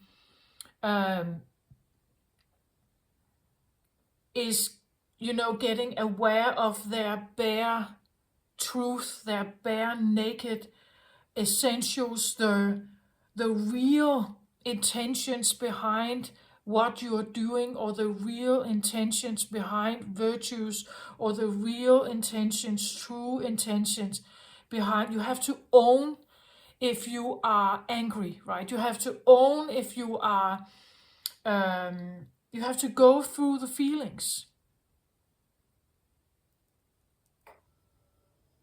You have to own that you may be frustrated. You have to own that you are angry.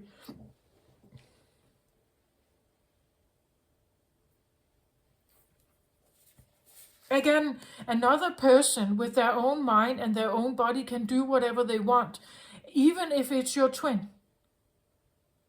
They may not do what you want. They may not listen. They may not, maybe they used to, but now they don't. You're not in contact. You don't have what it seems like common interest or common beliefs. But that's the point of twins. Sometimes they are literally divided. Again, identical twins can look the same, but internally feel and observe and, experience the world differently. But they are still linked together. The point is to see those differences as strength. And if we acknowledge this in the other, we will know that together we can be a power couple. But without the other, it feels like I'm missing some qualities, right? Likewise does the other. But again, these are very, it's a deep intimacy. As I said before, it's a deep intimacy we need to realize about ourselves. Why is it that I want this contact so desperately? What are my true intentions? Is it selfish? Is it arrogant? Why do I get angry or frustrated or sad if this contact, this impossible cause is not if it's not possible? If I can have this connection, why do I not just move on? Why don't I forget about it and move on? Why are they so important? And why do I not embody the things that they are, or what I expect them to be? Why do I not just embody that? Learn it. Test it. Try it out. Why do I not become it? Because if I become some of it, I am some of the longing may go away. Okay, let's have a clarifier for the purification here. Shamanic journey, purpose, attunement, and vision quest I get here. Again, shamanic journey can be like a pilgrimage, right? It could be the feeling of, I sometimes call this finding back to your home, like your inner home, something that feels right, where the right connection is. Like she's with a horse here. Maybe this is the twin. For her, this is her twin. Together, they are a power couple. Together, they are in tune. Together, they are, every adventure they may embark on is not hers, it's theirs.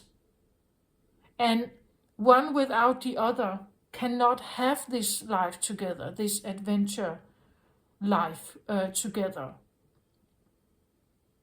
And the point is the sharing, right? The point is that you are sharing. I can go through life alone, but if I'm going with my best friend, my twin, my best friend, and they have the skills that I don't have. The horse is very powerful. It can walk or ride many, many miles where she would become tired. But she may have another kind of knowledge that is knowledge of, where am I riding? I'm not just riding. I'm riding towards something, right? I'm riding to secure maybe a place to be, water and food, for us. I'm riding towards better times. That is my responsibility. And you are the power machine to get there, or whatever. And you are my soulmate.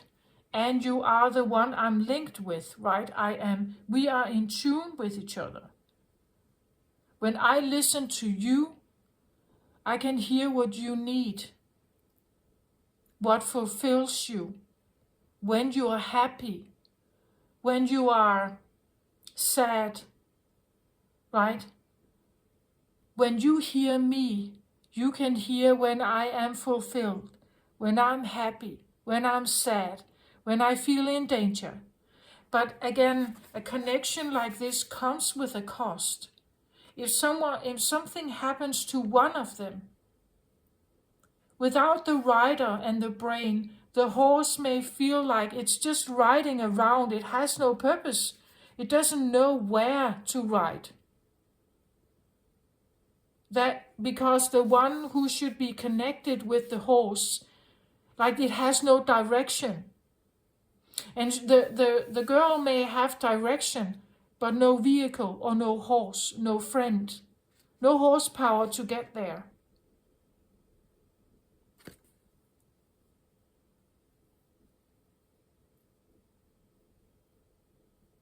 Together, you could also say human or the brain and body, right? Brain and body. If there is a connection between your brain and body, you will have more wholeness. But we need to accept that the body holds a long history of fighting, a long history of an evolutionary state of sensing the environment around us, the nervous system, the amygdala center in our brain, all these, the reptile brain, all these qualities of us and our bodies are essential for life here. You can't be like without one or the other. Not in the world we live in today. We may seem like she would be more fit to live in the modern world. But without her instincts, without her primal drive or you could say inherited knowledge that is embedded in the body, that is in the subconscious mind, it speaks to us like the horse here. You would say the body speaks to us in the subconscious realm. Something you can access it, right? But usually in our busy lives we overlook it, and we can feel separate because we are not connected, no longer connected to our roots, like the the roots of our bodies, the natural realm here, where all bodies on this earth come from. Whether you are a human or you are a mouse or a rabbit, that body of the rabbit, the instincts, the speed of the rabbit if it's chased, the birds, their instincts, their GPS systems in their brains and so on, or whales, how they navigate those vast big oceans without any direction signs. This is all inherited. It is in the body. So when you feel that your body is telling you something, there is a reason. It tells you something because it seems like it's important. And if we get to a point where we are trusting the body, we trust that that when it says something, urgently says something, it pops out, it pops into your mind, or you feel it strongly in your body that you shouldn't go this route, or this is the wrong way. I have found myself both following the hunch and going against it. Sometimes if I have been driving my car, I felt that I should take another route. I should choose another road. And sometimes I stayed on the road because I thought it would be I couldn't see the point.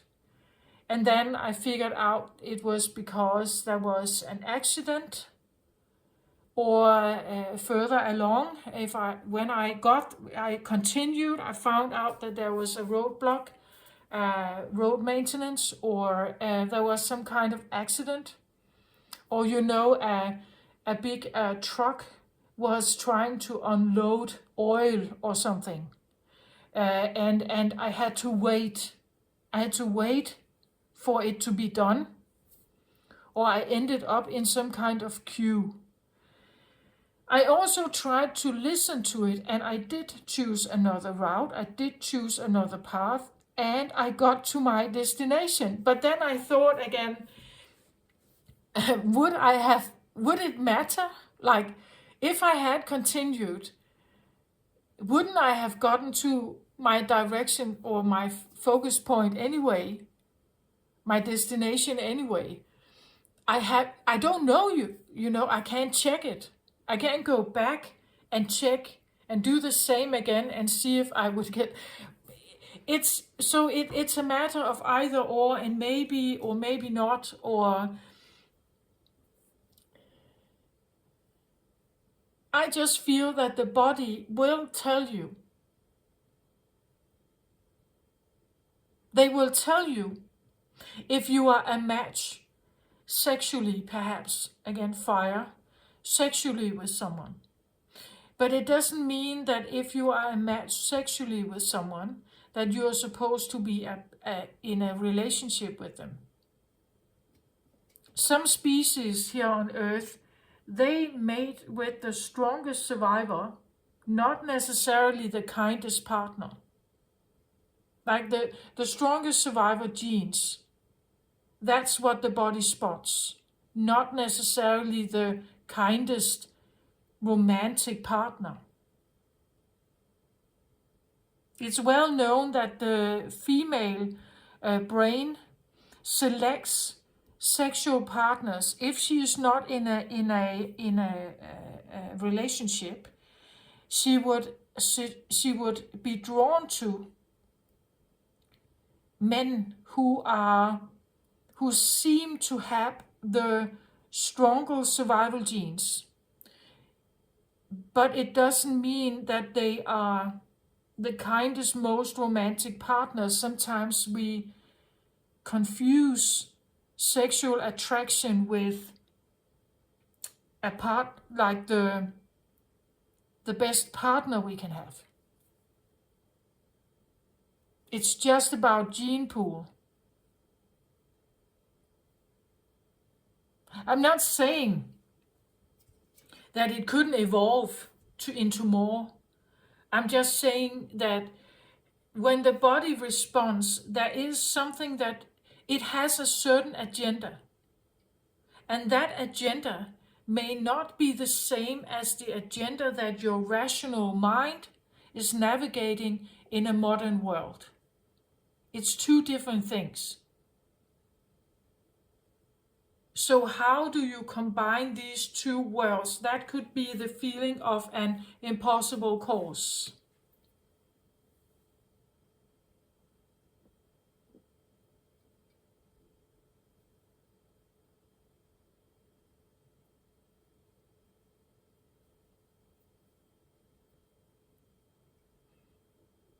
Maybe it is. Is it possible to, let's say, how do you bring a world of immortality and mortality together? Is that possible? Or is this only possible if you have a middle world in between here?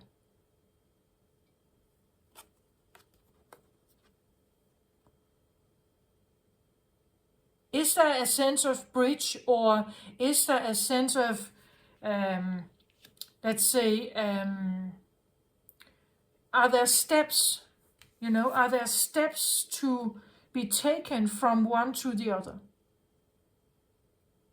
Again, both ways. So if you are immortal and you want to have contact with someone in the immortal realm, maybe you can only have that in the in-between for now. Because you are not aligned with the other realm, right? As the same way, the same the other way around.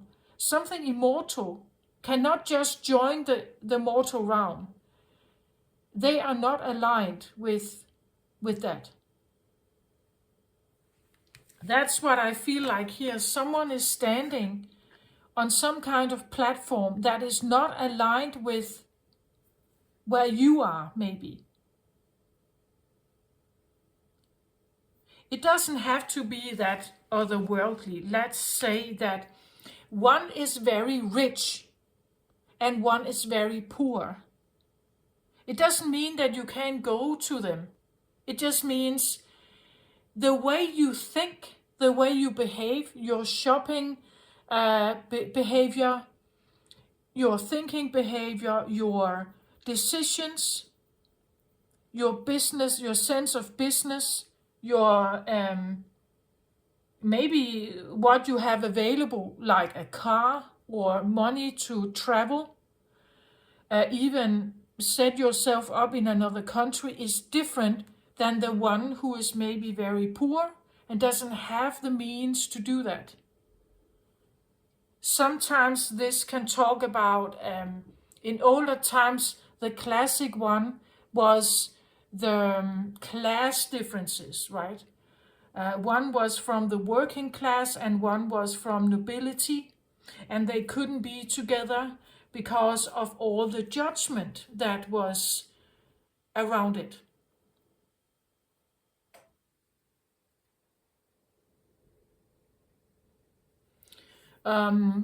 In places around the world where we still have class division, like well known, could be like India, where the caste system is dividing people into social classes, right? And even though it is said that this is no longer a thing, that you can marry across caste classes, I'm not quite sure it's that well, or it's done much. I think that it still very much is a thing, and if you belong to a certain caste, you cannot just skip that and marry above or under that class or that caste system, that caste class, without repercussions, like without leaving a rich life behind or wealthy life behind, or to join a wealthy class. But again, the point is that you have different thinking patterns. The way you think holds a vibration. So if you are very poor, you think about, you are maybe more in a scarcity mindset, more in a sense of poverty and saving what you have, and in a wealthy environment, you don't think like that. It's not that, like, the scarcity mindset is not that present. So the way you think are very different. These ways of thinking are different vibrations. It means that your mind vibrations are not aligned with each other. There could be a sense of, if I'm poor and I have very little skills, school skills, I don't have much worth in the world. If I have an academic education and I come from a rich home, I can become an engineer, a doctor, a lawyer. And these two people will never meet each other because the environment they are in is so different. They will be in the city, they will be they will be surrounded by people with money, and the way they think politically and emotionally, socially, what cultural group or social group I belong to, right, is part of the way they think. The other one will probably maybe live in a rural countryside. They may be farmers, or they may live, they could live in the city, but then they live in, like the poverty areas. They have jobs, if they have any job, it will be poorly paid. They will have little access to health care and so on. So they will not meet. Like, they will maybe live in the same city, but they are not in but they're still not in the same environment. Do you get my point? So they are not aligned with each other. There is something in between here that is not aligned. So just take that how it resonates.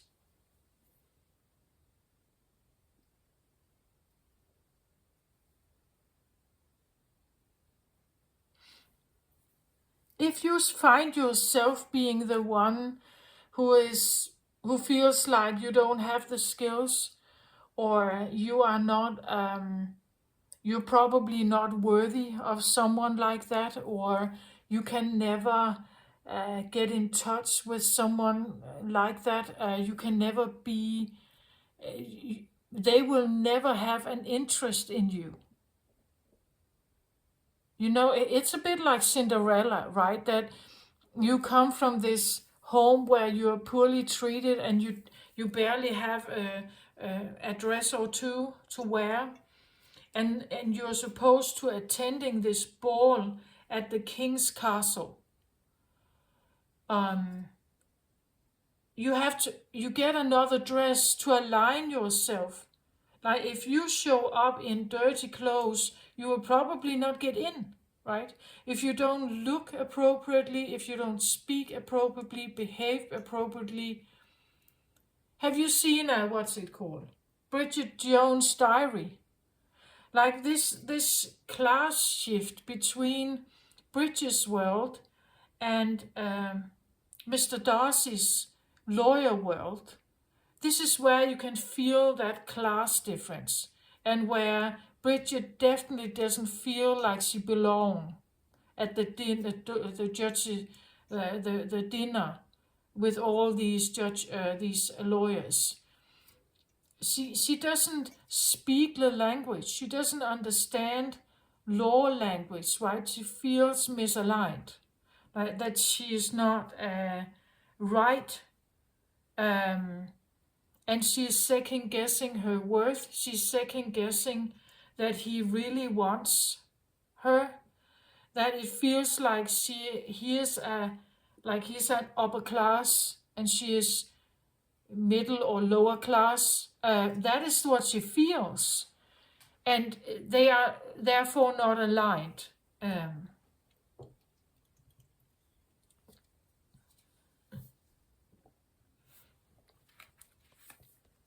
Therefore, it feels like an impossible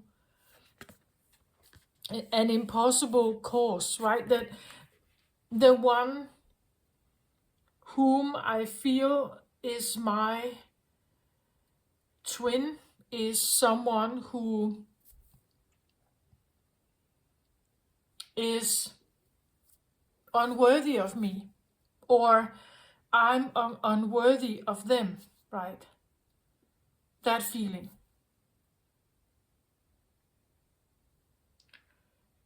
And again, that could be a twin experience. As sometimes, as I said in the beginning, twin energy can be that one is a leader and one is a follower, or one is more of a predator and one is more of a prey. Sometimes it feels like you have been carrying your twin. Sometimes it feels like the twin is carried by you, or that you know that you are carried by someone, and it makes you feel unworthy. It makes you feel unhappy, maybe.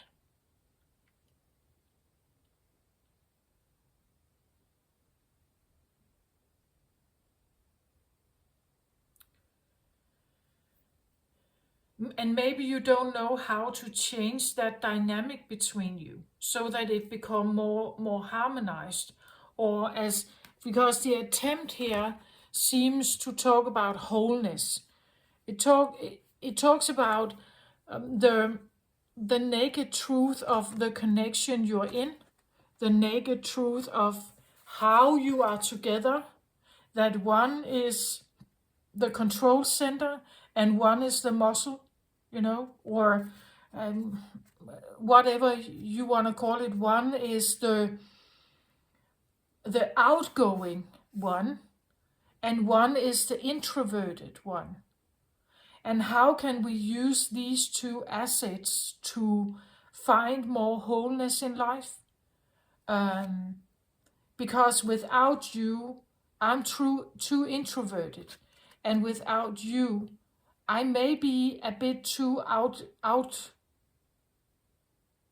um, more. It means that I never really stop talking, right? I never stop talking. I'm always chatty. And sometimes I think before I speak, or I speak before I think. And this one would think before they speak, and is usually maybe more quiet. But if we can combine these two, we may be stronger together, right? One who is very introverted would maybe find great assistance or help in someone who is outgoing and chatty and social. But they could be, like a mathematicianal mastermind, right? They could be great at deciphering, or a tech genius. And this is the salesperson, right? But together we can create a business, for instance, or together we have more qualities to go into the world, to be in the world, not just the business world, but also the wild world, also nature. Also, we are just more equipped. We feel more whole, right? We feel more whole. And with this other, or the awareness of this other, I feel stronger. I feel more equipped. I feel better. Even though it seemed like it's impossible.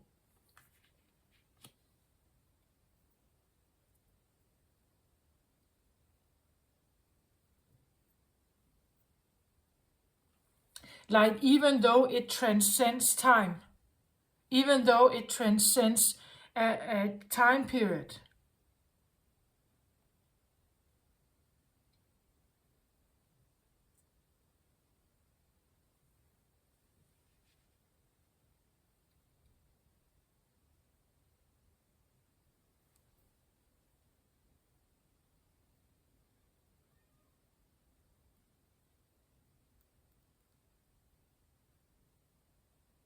A horse without a rider lives a wild, untamed life. If a rider comes in, it puts a sense of tamedness on the horse. So the horse will now follow the lead of the girl here. When that happens, you could say the horse becomes codependent on the leadership of the woman. If something happens to the woman, the horse is left codependent, looking for another woman like her to fill the gap, the leadership that the horse needs. So depending on who you are, maybe you are the woman with the brilliant ideas and the modern accommodations. You have the schooling, education, you have the lifestyle, you know what to wear and how to look and how to speak, you know how to write and read. The horse doesn't, but the horse has the muscle power, as I said. Maybe they are very strong, they can carry you wherever you want to go. And they stick by your side. Again, the body, as I said, the body can be the gut feeling, but also something that has been on earth for a very long time. It has an inherent evolutionary state behind it, and it has gone through ice ages and explosions and devastations on earth, and still it is here somehow. It has knowledge, it has power, it has resilience. And then there is the brain, the control center, the modern version of us. There is a former version and there's a modern version. And if we can combine them like an historical understanding. For instance, in civilization, we put a taming on the untamed version of us. We want to tame it, the wild side of children, the wild side of, you could say, anarchy or rebellious behavior. We try to tame it, or you could say mold it when children are young. But when we do that, we are actually taking away a primitive side of us that is essential if the civilized world meets its end. As I talked about in the beginning, if civilized world meets its end, it falls apart. Anarchy will rule. And when anarchy rule, we need this one. We need the wild one to survive, at least. Because now everyone around us will act in a more or less untamed way. There will be no rules. There is no safety net. There is no rules for friendliness. If it if civility becomes an ancient rumor, society falls apart and there will be civil war or something. When something like that happens, you can't stick to what you've learned once. Another part of you must come forward, and that part is this one. And therefore, when we tame it too much, we are actually in trouble, or potentially in trouble. That's why when women are seeking out the gene pool for a child, if they want to become pregnant, they are not looking for the nice guy. The nice guy has a too tamed horse here. The woman is actually on her quest looking for a sexual partner. She's looking for the untamed horse. She's looking for the wild one. Because she needs that gene for her child. Do you get my point? We can't be too civilized. It's not helpful.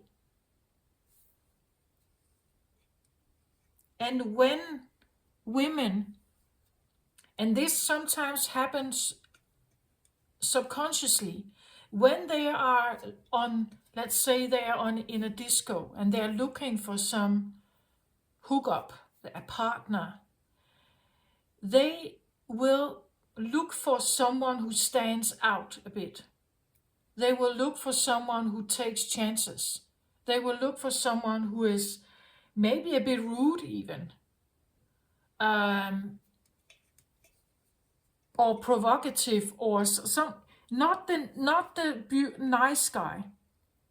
The nice guy can be someone she would want to marry because he is reliable. He is devoted to her. He is, he would be the solid partner. Sometimes maybe we would say it could be a boring partner, but he would be solid. A nice guy, right? Where the other one will not necessarily be a nice guy. And he could have an ego, a big ego. But the point is that she is looking for someone like that because of the gene pool.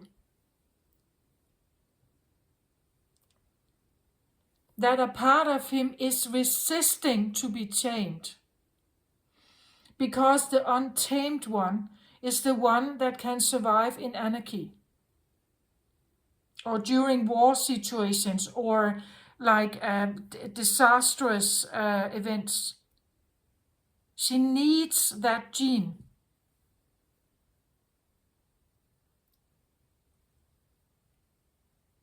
At the same time, she wants a civilized partner, a dependable provider. She wants a caring and kind man. She wants someone who can be a steady and good and devoted father, someone who prioritizes family life. And that's the nice guy, the solid, reliable, nice guy, right? But that is not the wild one. So when a woman is seeking out a sexual partner, it could be, or what the body is calling for. If she is, if she is in the menstruation cycle where the egg has popped and is waiting in the womb to be fertilized, the body would be looking for directing the brain towards someone who has a wild side. That it's just gene. It's genetic reproduction. It's a very strong, solid system, and it can overtake the brain. You can be very attracted to someone. Maybe you don't even understand the attraction. The reason for that is the gene pool. That is because there's some part of them who is a bit, you could say, self-driven, untamed, maybe even uncivilized, provocative, naughty, a trickster, something like that. Someone who just go along with the rules, you know. Someone who doesn't care about the rules, maybe. That's why nice girls can be attracted to bad boys, right? Because the bad boys they don't want to be tamed. There's a part of them that is uncivil, and it wants to stay uncivil, right?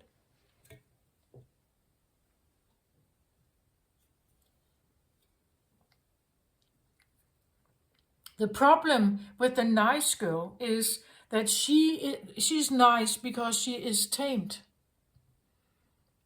She has already gone through the taming process of the parents and school system and everything. So she is the nice girl. And the nice girl is usually a girl that is liked in society. She knows how to behave, how to speak, how to look. She doesn't do anything out of the ordinary.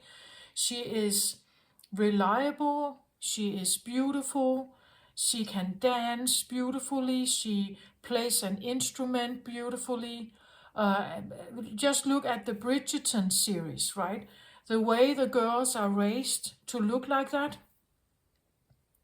And then you take Sienna, Viscount Bridgerton's first attraction in series 1, right?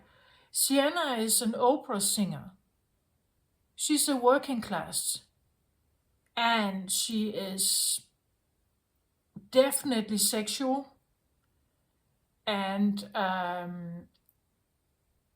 so she is not a virgin.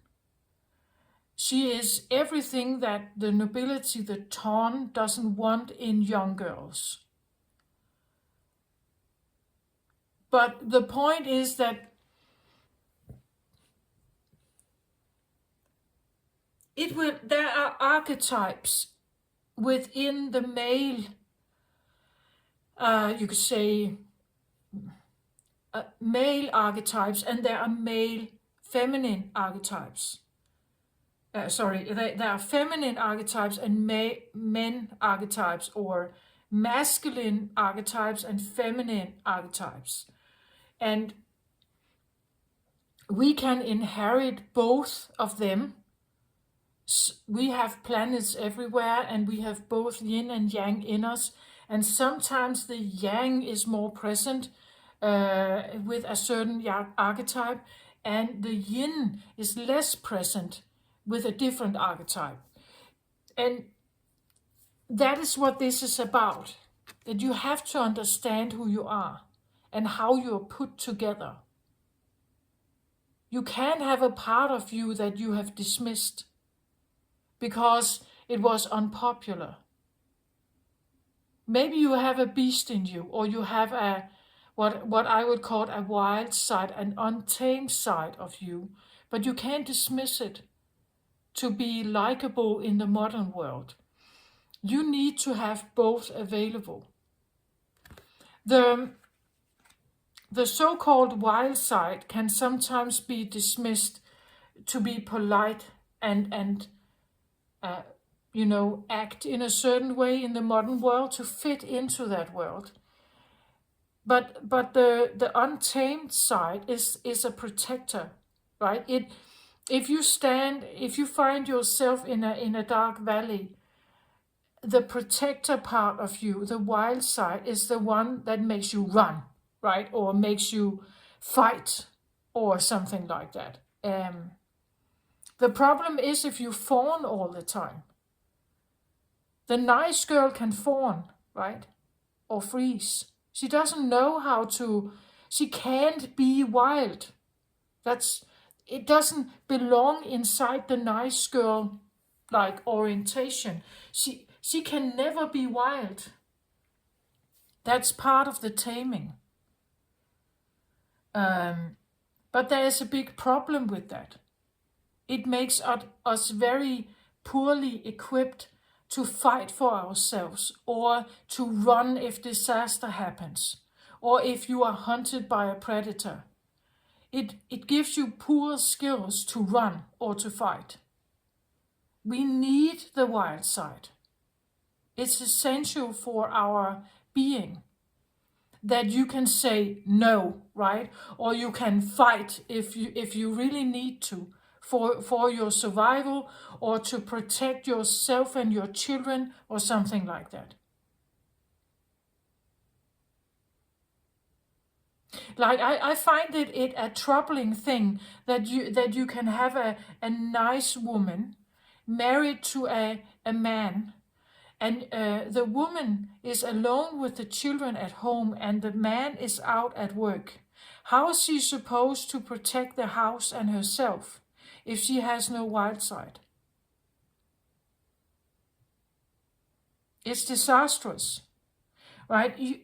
That's what I believe is part of the wholeness process, that we have to accept the part of us that we may find ugly or bad, because it is a part of you, and that part of you feels and senses strongly what is going on, and it can help you. It will tell you to flee the scene. It will direct you maybe towards a sexual partner, but not necessarily a partner for life, a romantic partner. That scenario doesn't fit our society. In society, we want to be married, and the one we are married to is also the father of our children, right? So these two directions do not go hand in hand. But they explain sometimes why women are drawn to certain men. And it's not because it's bad. It's not because it goes against religious systems. It's not part of that system. It's not about religion. It's about the potential wildlife on Earth. It has a history, a long history, and evolution behind it. It's not bad. It's not wrong either. It is the way it is because it has been shaped and molded like that through evolution. It's not wrong. It's not bad. It's not demonic. It's a resource of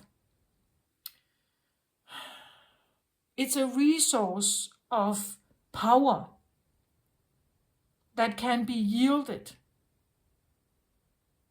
But it's not rational, it's not kind, it's not, and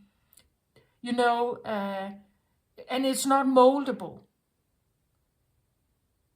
But it's something that can be drawn upon in emergencies. But as I said, no, it's not necessary. When it comes forward, it will not be nice. It's not nice towards the situation. It's nice towards you. It will protect you. But it's not nice towards everything else. It will fight it, right? It will fight it or flee the scene or something. it will tell you to run or it will tell you to fight like this. And therefore it will protect you, but it will not protect what is there that seems like a threat.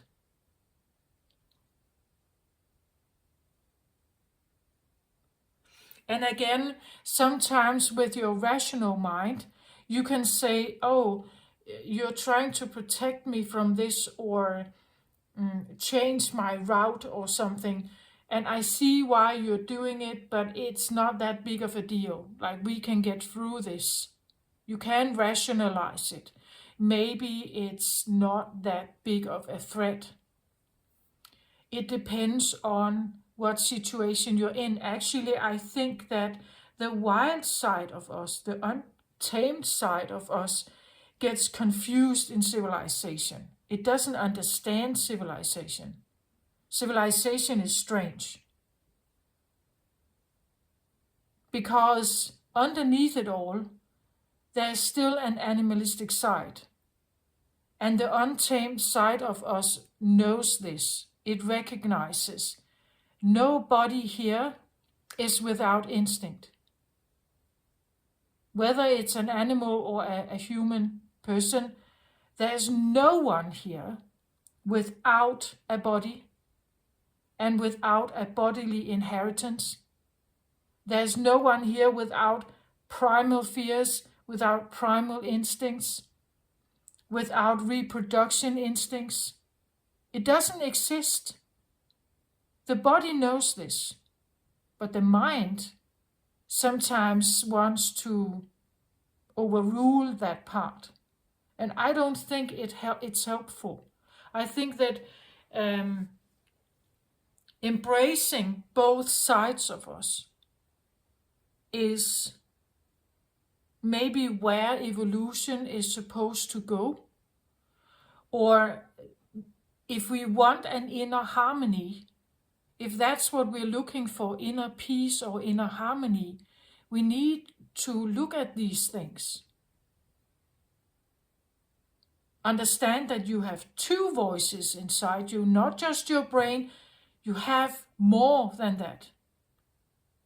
But sometimes we shove it down. We don't want to listen to it because the modern world of civilization, we don't have like the fight, fly, flee and fawn response is put a bit to rest in civilization, or so it seems. But we still have, there's still assaults and murders and rapes and things going on. And the body knows this. The body has not forgotten. It knows that this is still going on.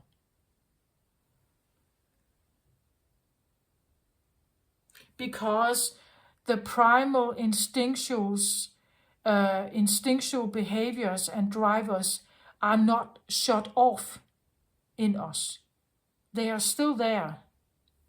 We just try to keep them under lock or controlled or tamed. And sometimes it's working out for us and sometimes not really. And I think that embracing these feelings or these tendencies or these lusts or these longings or a grief or something is something that is vital to the wholeness or to the exchange of information, right? Between the body and the mind, between you and someone else, maybe an animal with whom you cannot, your words, your human words do not function well with an animal. You may be able to make a dog sit and turn around by orders, by giving them word orders, like sit and lay down, but internally within the dog, there's much more going on. The way it signals to you is through the body language, right? You pick up on the body language also. The sounds the dog make, the way it behaves. Does it seem nervous? Does it seem excited? You pick up on that. It's not words. Not something you can read in a book. It's inherited in us. It's just something, we just know it, right? We just know.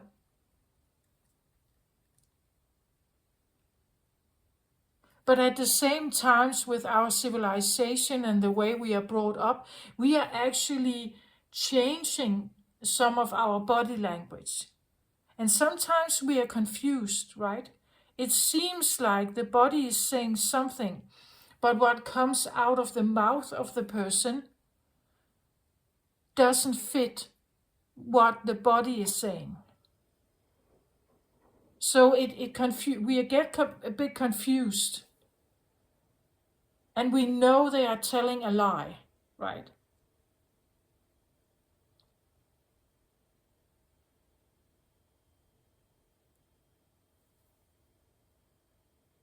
Even your body knows when you're telling a lie to yourself.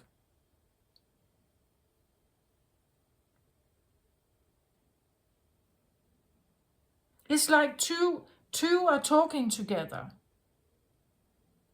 And one of them knows when you're lying, when it's not true. Because if you listen to them, if you were connected with them, you would know. You would feel your body. You would feel the aches or the pain or the sorrow or the grief. Or the joys or the excitement or the pleasures or the happiness. You would feel it. It would be inside you. If you feel numb, you have no contact. There is no contact. If you feel like you are out of, or like missionless or visionless, you have no vision or direction in life, you're probably also disconnected somehow from something else that has direction.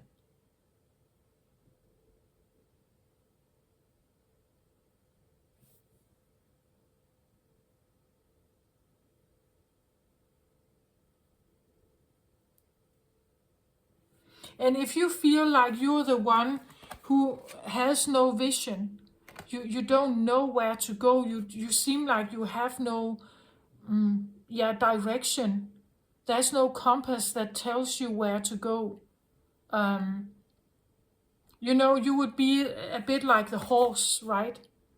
That has no rider. You're looking for the rider. And it seems like you can't find the rider. It's an impossible cause. I can't find them. They are not here. They are there and they can't get here. Or I can't get to them.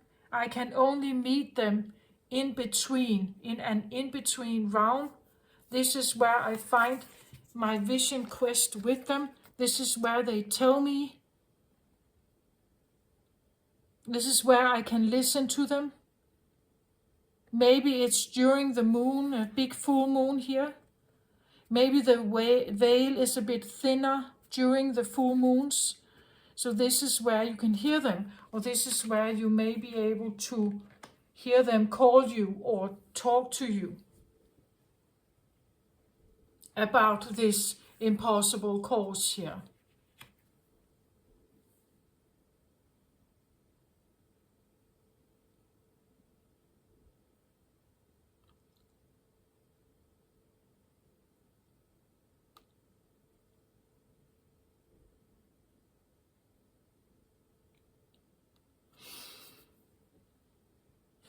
Can I get an advice card? An advice card?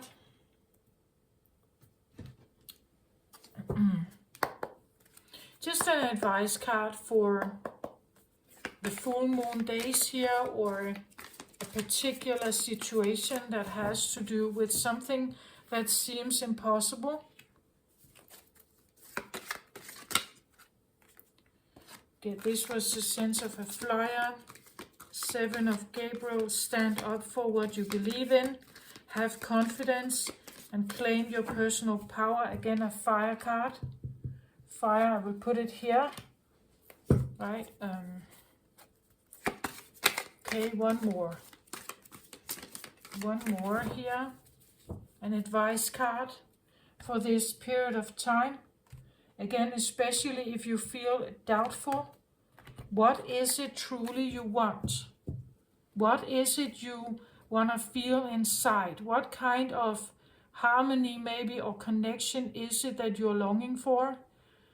Something that may be balanced, or where someone else is, or this other part of you is recognizing your potential, and you are recognizing the potential of them or it, right? So I get this interesting. Another world card, two world cards here. Archangel Michael, a very happy ending, coming full cycle, spiritual growth and insight. It seems like what you have been working on here. An advice card is to let something end happily. Like try to make the best out of some kind of ending. See the potential of the ending, or see the potential of the ending of this year as a good thing, right? See it as a happy, maybe you understand something now. Something has cleared some kind of situation up, and you are understanding it differently now, and accepting maybe an ending, accepting that something is over, something is done. I don't need, again, Archangel Michael is here to cut ties. He has a very, very particular sword here that is, he is very powerful. Maybe that's the one you're calling to sever ties with an impossible cause. You need help. You want an happy ending. It's coming full cycle. Spiritual growth and insight. Again, purple like the stone here. And inside you have, this is spirituality. Again, it could be that you have been calling. I feel like it belongs here, actually, with the call and the divine realm, an angel, a spiritual realm, a connection between your inner desires and primal excitement and fears and everything, and a spiritual connection where you are asking or calling in help, direction, vision, with Archangel Michael here, that you want a wholeness. You want to feel whole as a person, and you want to accept the spiritual income. Maybe you are accepting that an angel here is called. Maybe you call him in to end a cycle, right? You're saying, this is over. I'm no longer participating in some kind of impossible cause here. I want someone here to come in and help me and sever ties with something that is long gone, maybe. That is long gone. Or that has been an archive or a memory that I have been in, but I need it to end, and I need it to end happily. This was an advice card. Accept this change. Accept the ending of something. Accept that something has come full cycle. The situation has come to some kind of end. Sometimes we need to accept the end, and that something is not coming to closure, or something is not coming to what you have been trying to do is impossible, that or you're trying to do two people's work or two entities work, that you're trying to fix something that is not fixable, and maybe you need to let it end. This is the advice card. Let it end. Let this cycle be fulfilled. Accept what needs to be accepted. Purify yourself with a naked truth of a situation. Accept it. And then stand up for what you believe in and have confidence and claim your personal power back, perhaps, because when we feed into a situation that is impossible, we give energy to it. Maybe it's time to stop that and say, I no longer want this. I will now go for what I believe in, and I will go for my happiness. I will go for what is truly what I'm seeking, the naked truth here of what will make you whole. Maybe it has to do with fire here. Maybe it has to do with the frustration you had in a situation. You can use your frustration to turn it into discernment, to go somewhere else instead of being stuck in an impossible situation with something else or someone else who doesn't seem to build with you or doesn't want the same as you, even if they are your twin, even if they are a so-called twin flame, even if it's someone you thought of as this special connection.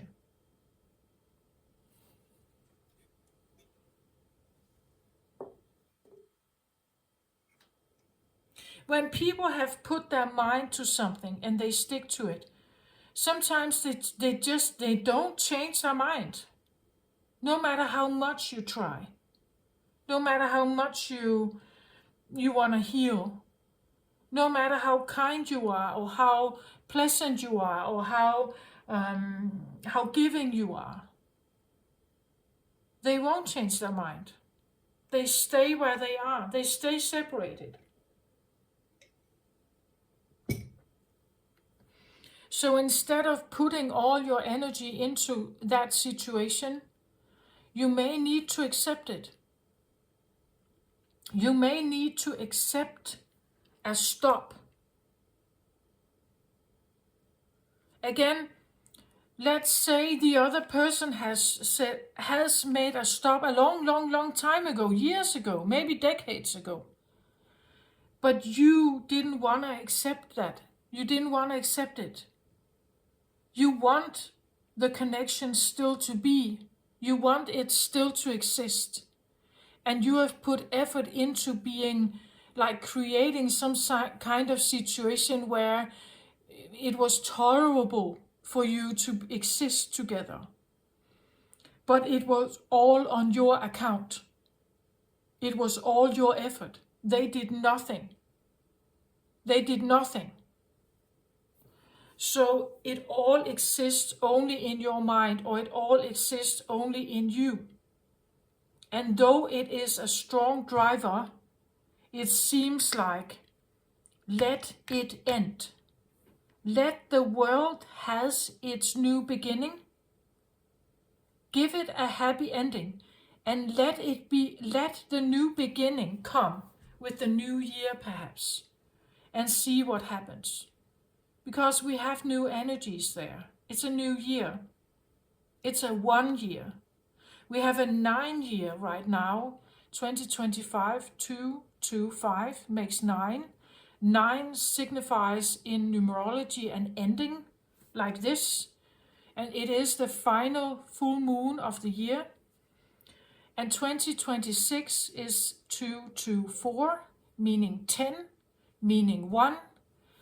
1 plus 0 is 1. So we have a 1 year coming. 1 is a beginning. It's a new beginning. It can signify new, a start of something, something brand new. So it seems like embrace this ending. Let it be a happy ending of this year, of this cycle. 9-year cycle, perhaps. Let it be a happy one.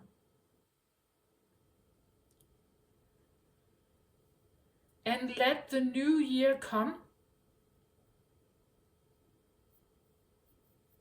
The next full moon will be in the new year.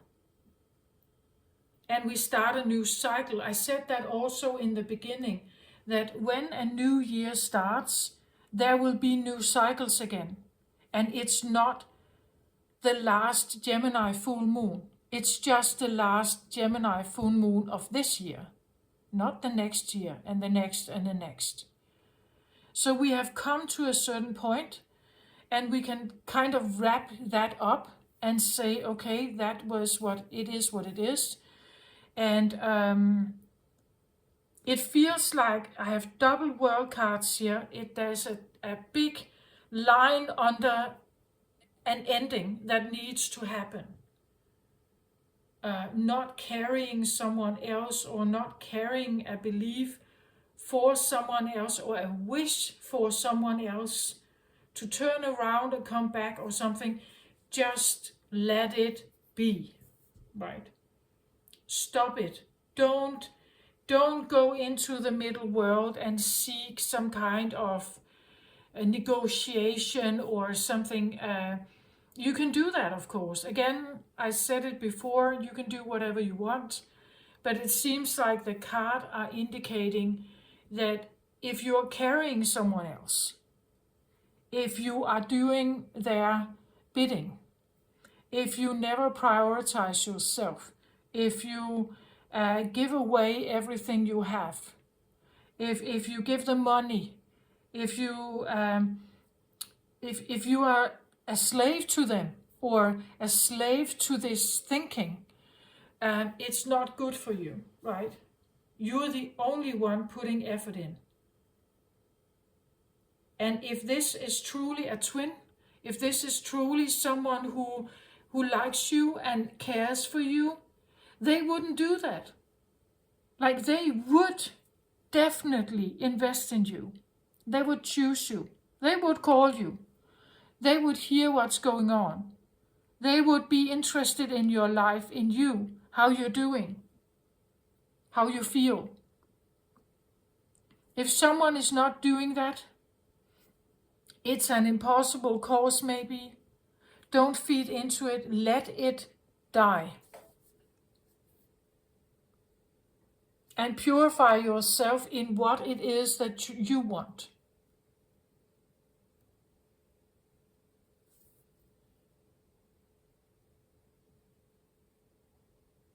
Seek your own vision.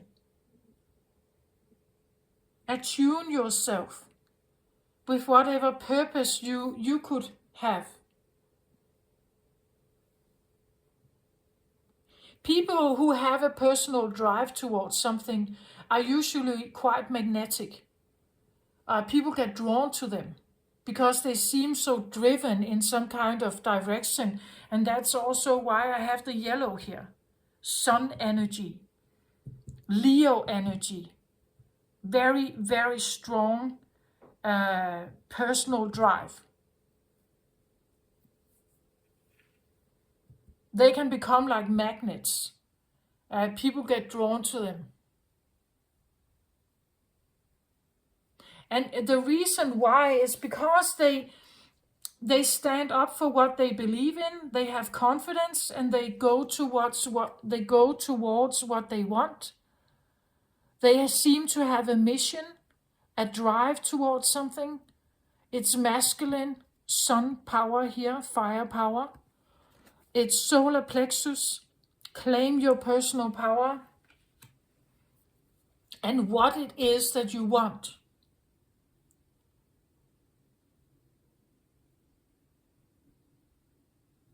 And figure out, maybe, how do I get it? Maybe you need to take an alternative route. right? Maybe you need to go where no one else has gone. Maybe you need to maybe it's, I don't know, maybe it's something occult, something uh, something that is not what we call an ordinary job or an ordinary life. Maybe it's more rebellious. Maybe it's shamanic here again. Maybe it's occult. Maybe it's, in the area of something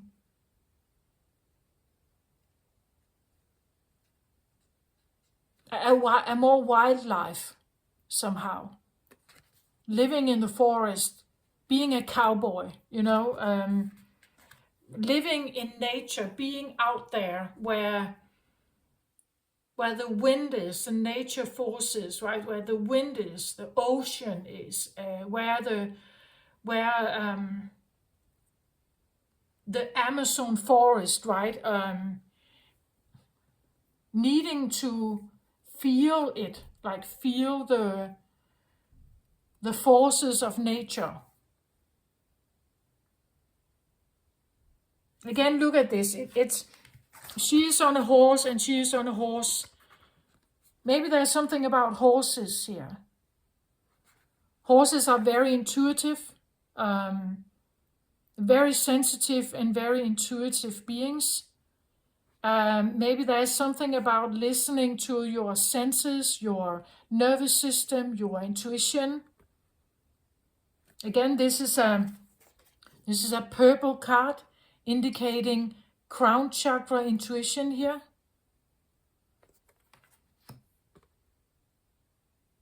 Lean into it. Lean into that fire. Lean into this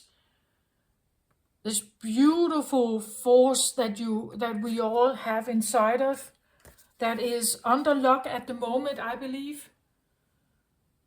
I'm not saying you necessarily need to hurt someone or take it out on someone, but just get acquainted with it. Purify that fire. Listen to it. Become real with yourself. Recognize that you do have some of this in you. And what does it mean? What is the voice of this fire? What does it want? What is it telling you? So instead of being bitter or frustrated, you could become angry. Anger is a very resolute and very powerful energy. Anger can get you out of your chair. If you're angry enough, you get out of the passive chair and do something. And purpose can get you out of the chair. So if you put fire or anger and purpose together, you can get out of a passive chair. You start to take action towards something. Resentment can also be a powerful energy that gets you moving somehow. Instead of being stagnant, you start moving. And moving can indicating an end of stagnation, an end of a middle world, and a movement towards something else. So take that how it resonates, but it seems like with 2 world cards, there's definitely a feeling of wrapping up this year, wrapping up certain energies that you may have been involved in, starting to figure out, where do I want to go?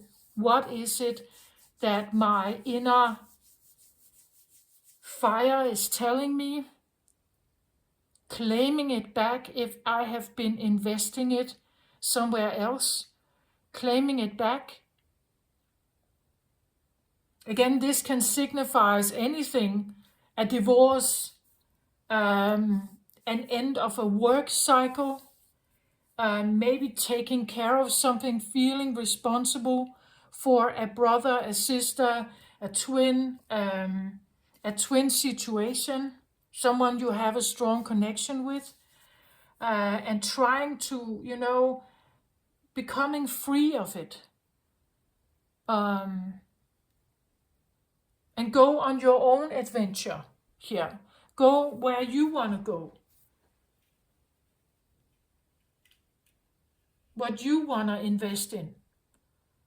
Again, you can't build a bridge on your own if the other one on the other side keep knocking it down. It's a cooperation is two-way stream, right? It's not just one way. So you can't uphold a situation in harmony if there is no harmony from the other's perspective. And maybe it's time to just acknowledge that. That's what I feel like. This is what is coming through in the reading that I have for you. I hope this helped somehow. Take care of yourself, everybody out there. I send you, as always, love and light. Bye-bye.